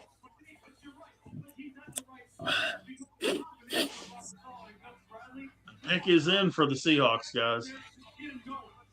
And we have just crossed the 3-hour mark. This is normal. Yeah, I've seen bad. first. This is normal. Like I've seen the first round go like freaking 4 hours. Well, they moved it down to 8 minutes a pick. Yeah, that extra 2 minutes makes a difference. And I have done drafts on the air before that I was doing 4 hours. Do you remember the Not to mention the fact they 2007 started at 7. They didn't piddle around and they didn't piddle around with stuff. They started at 7, so that helped too. The old draft would end now and start at noon. They used to have the first 3 rounds. Yeah. Jason, was the wife loving the pick? Well, yes and no. The first thing that happened when it happened was she said, "All right, what did Jerry fuck up this time?" And I said, "Well, I don't know yet." And I told her, actually, this was a good pick for Dallas taking Caleb Downs. I think it was because they obviously they need help in the defensive backfield. And while I thought Jerry was going to be bold to move up to take Jeremiah Love to pair at wide receiver with George Pickens on the franchise tag and CeeDee Lamb, it makes more sense for them taking Caleb Downs. And I think he's the safe pick for Dallas there because Downs has all the raw skills to be a great quarterback. He has the speed. He has the ability to lock down receivers. Really the only question for him at this point is how fast will he pick up the pro game? So I said to my wife, I said, you know what? This is actually a good pick for Jerry. It's not a scene stealer pick or a star-studded pick like Jerry would go with in the past, getting guys like CeeDee Lamb, getting guys like Ezekiel Elliott. It seems to me like they actually did some scouting this time and drafted based on need rather than star power. So she was fine with that explanation after she said, "What the hell did you just say?" Hey, I think I just saw something that may have caused Ruben Bain's drop a little bit. Ruben Bain's measurements show his arm length to be under 31 inches, the third shortest for a defensive end in combine history. Yeah. Mel Kiper hyped on that a little bit, Rich, but I'll tell you what, though. Ruben Bain's personal coach is Jason Taylor, who is a Hall of Fame defensive end for the Miami Dolphins. And look, yeah, we know that arm length factors a lot into what those guys do, but this guy's been coached up by Jason Taylor. So I'm willing to go with the coaching over the arm length. Depends. We'll have to wait and see until he gets on the field, but you never know. I'll tell you what. Yeah, he'll just have to T-Rex everything. That's all. Yeah. Terrell Suggs ran a 40 time like 2 minutes slower, and he turned into a Hall of Fame player, Hall of Fame level player. Right there, Rav. Sometimes people got to stop overthinking things, but if you see it on the field, a dominant guy. Exactly. Don't overthink exactly. Yeah. I'm just saying that may have caused him to drop a little bit. Well, Rich, I think Ruben Bain also had an incident where he got into some kind of a car accident. And even though it was caused by him, even though there wasn't a fatality involved, nor was it DUI, it still kind of rubbed scouts the wrong way because they got scared and used that to kind of judge his character off the field. And so that could have caused him to drop a little bit too. I was surprised that Bain dropped. I thought he was going to go top 5, top 8. Yeah, I had him. I had him going. I had him going 8. I had him going to New Orleans. I thought he was the best defensive player. I thought he was the best player on the whole board. Ruben Bain. Nobody I thought played better in college. Yeah. Jadarian Price, running back, Notre Dame, goes to Seattle at 32. 32nd pick in the 2026 NFL Draft. We all called that one. Again, don't overthink it. What do you need? Running back. Best running back on the board, I think. Definitely. Go get him, You Dylan. made it through the first round of the 2026 Yeah. NFL Draft. And I got y'all ready for the numbers here? Y'all ready for the numbers? I got them. So, with no surprise, the Big Ten took the lead with 10 players drafted from the Big Ten. With Ohio How many of them State are out of leading Ohio State? 4. The SEC and the Big 12 tied at second with 7. The ACC with 5. Independent or Notre Dame with 2, and the Mountain West with 1. Ohio State had the most players drafted with 4, with Miami the runner-up with 3. Indiana, Clemson, Arizona State, and Notre Dame each had 2 picks. Position-wise, the offensive line dominated the night with 9 totals, 7 offensive tackles and 2 guards, with edge rushers, runner, and wide receivers tied at second place at 5, with 2 quarterbacks, 2 running backs, 2 safeties, 2 defensive tackles, 2 guards, and 2 cornerbacks, with the numbers of positions drafted tonight. So that's your numbers right there, folks. There we go. 3 hours and 10 minutes into this thing, we survived. And we're still running. This This is fun, man. I have a great time doing this. I did it, with CBS Sports Radio in Texas 3 years, and I have a blast doing it. Enjoyed doing it with all of you guys, even our late arrivers. I'm kidding. But better late than never. Absolutely. Hey, Jace. So, what are you looking at tomorrow for your boys? Yeah, good question. So obviously the Green Bay Packers only have a grand total of 8 picks in this entire draft. And so tomorrow obviously will be our first day to draft. There are still some guys left on the board that I'm not surprised didn't go in the first round that I'm looking at. Obviously, Green Bay has a lot of needs on the offensive line. And another guy I'm going to be looking at here for one of our first picks tomorrow is Jennings Dunker, the offensive lineman out of Iowa.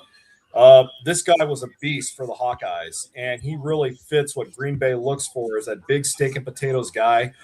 Very powerful upper body strength, good footwork. I'm looking at that. I must say I was disappointed that the Dolphins drafted Chris Johnson. I was hoping Chris Johnson would fall to Green Bay because we need help in the defensive backfield. I saw a lot of Johnson at San Diego State from all the times they played Fresno State, and I was really impressed with his skills. But with that being said, there's still some quality players to be had for Green Bay. So in addition to Jennings Dunker, I'm also looking at from Ohio State, Davison Igbonosun, another cornerback. I'm also looking at maybe an edge rusher from Ohio State as well, named Caden Curry in round 4. So as far as tomorrow, I have no idea who Green Bay is going to select, but I do think it will be either an offensive lineman or a defensive back. Very cool. Guys, any final thoughts before we hit the high road running and get ready for tomorrow night? Marcus? Dial 911 because the Saints are back. Offense all night. How many teams need offensive line help? You saw it. I don't think I've seen this many offensive line drafted since 2013. It's got to be a record now. And I think it shows you with that many offensive linemen that teams are starting to put more value into the protection of the quarterback. They're realizing that they can get quality skill players in rounds 2 through 5. Do it the Bill Parcells way. If you want to do the cooking, you got to shop for the groceries. Build with the steak and potatoes guys. By the way, Rav, I love the Ravens pick of that big offensive lineman out of Penn State, Viva. I mean, that guy's going to be a beast. I'm not saying he's going to be the next Jonathan Ogden, but I think he's the best lineman to go in the first round on day 1. Oh man! All right. As a former offensive lineman myself, it's a proud day to be a fat guy. I've got a question. Out of all of us, who's got the best background? Probably me, or Rich, or Jason. He got iconic venue. Rav got. I don't know. I like Rav's Baltimore skyline there with that sunset. That's pretty beautiful there. I like Marcus. He's got real stuff. He hasn't got no so. I know. I pulled a page out of Adam's book tonight, and the Gorilla Tape is wearing off. I went with a terrible draft towel. I've got a bear. Here, I got the real draft towel. You got a Care Bear, huh? I got the real draft towel, Rich. I understand. You should get you two. One to I shit gotta on order and one one. to cover it. I know thing. I don't want a terrible thing. Rav, you want one? I can get you one. I'll ship it to your house. That way you can have something, Pittsburgh. My brother would love one. Hold on. He's big. Be right back. I'm gonna get my Saints towels. Be right back. You're not going to get your Saints paper bag, just the towel? Okay. Nah, I don't need the paper bag today. We won this draft. Okay, Marcus. Okay. Anyone else besides me think Mendoza is going to be a bust? Yeah. I think the Jets are going to be a bigger bust with them 3 first-round picks. I think Mendoza is going to be an quarterback. I think he's going to probably be Chase Daniel. I don't think Mendoza is going to be a bust. I think he's going to be one of those guys who really struggles the first 4 or 5 seasons of his career, and then kind of has a solid career towards the middle or the end. But I'm with you, Adam. He has bring in that lineman team. Hold on. Yeah. Go ahead, Jay. I was just saying, I'm with you, Adam. With Mendoza, he's an impressive young man off the field. He's been saying all the right things. He seems to have a good head on his shoulders, but I mean, he's going to be running for his life in Las Vegas. It's going to be trial by fire with him. So I hope he does well, but I just don't see him turning into the next Daryl LaMonica or Kenny Stabler or any other great Raiders quarterback. It's just, I don't know. Maybe there's something there I'm not seeing. Marcus. Oh, who there? Hello, Mr. Jeremy. Oh, hey, Jeremy. Hi. Yeah, I went to the link you sent me, Rich, and there was nothing. That's weird because I sent it to everybody.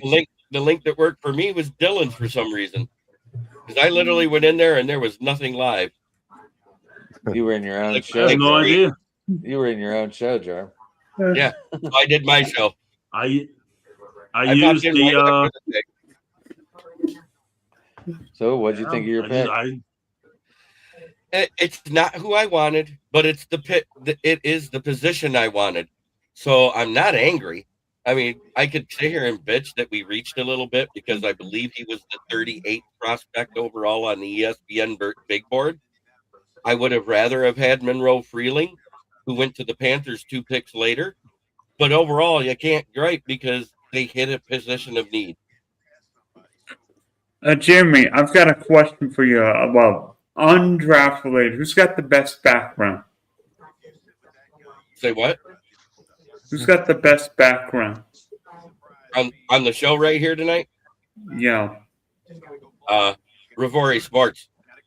What did you think? I will see you guys later. All right. Good to see you, Charles. All right, Charles. Rag alert. Okay.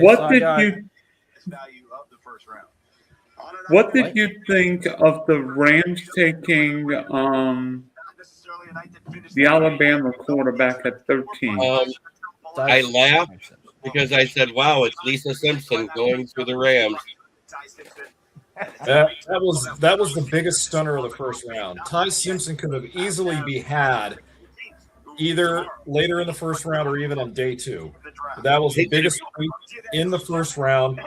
We understand that the Rams are going to need someone to succeed Matthew Stafford, but Simpson only has 19 career starts under his belt coming into the NFL.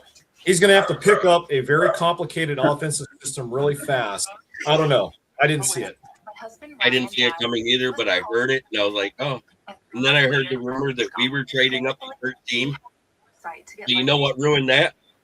we had the two Caden small Proctor children. going at 12. It was important As to soon as get he it. went, the Lions said, "I'm out," In case it and they took happened. place. All right. Bills were covered. The mortgage was All right, paid. so I got To this. be honest towel- with you, I think the biggest head scratching pick Fast, affordable, might have. I think the two biggest head scratching picks of the night were one, the Jets taking Kenny C. Not that it was a reach, but that the Jets have Mason Taylor. That's an ugly spot. And two, probably Minnesota taking the Florida tackle who might have been available on day 2 with the foot injury.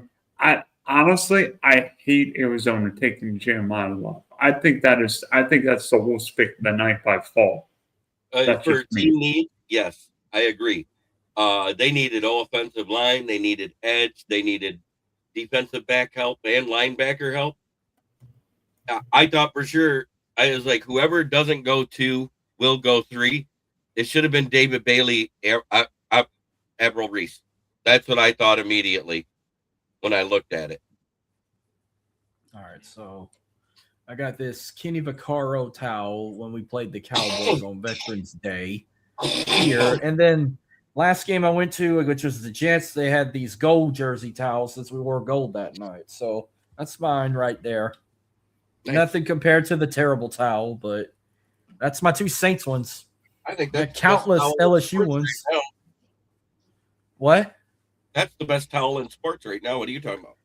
Is that a beach towel? Yeah, I had it printed on a beach towel Hell yeah. and then You hung did. it on the You- wall because it makes a good backdrop. You got a hat, a shirt, a beach towel. Do a rag. That way you can wave it. Ink What pen. else you can I got ink pens. do? Buttons next. You can do like pins. Do that. Do keychains. Do I'm getting trying to think what Letterman else. jackets. I'm getting Letterman No. jackets made next. No, I'll tell you what the craziest thing they've ever put our logo on. Back in my old podcast days, they put our logo on a fucking skateboard one time. Yeah, that's pretty crazy. I don't even skateboard. I'm not even. I can't. I'm not even. I'm nowhere near Tony Hawk's level. But yeah, I agree with the Caleb Banks one. I think that was the worst pick of the first round overall.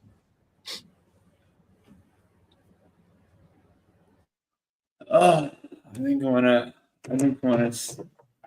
close up shop for the night, boys. I was just say, we ready to close up shop, guys? I am because I've been at this for since 8 o'clock already, and I got another 3.5 hours to go tomorrow.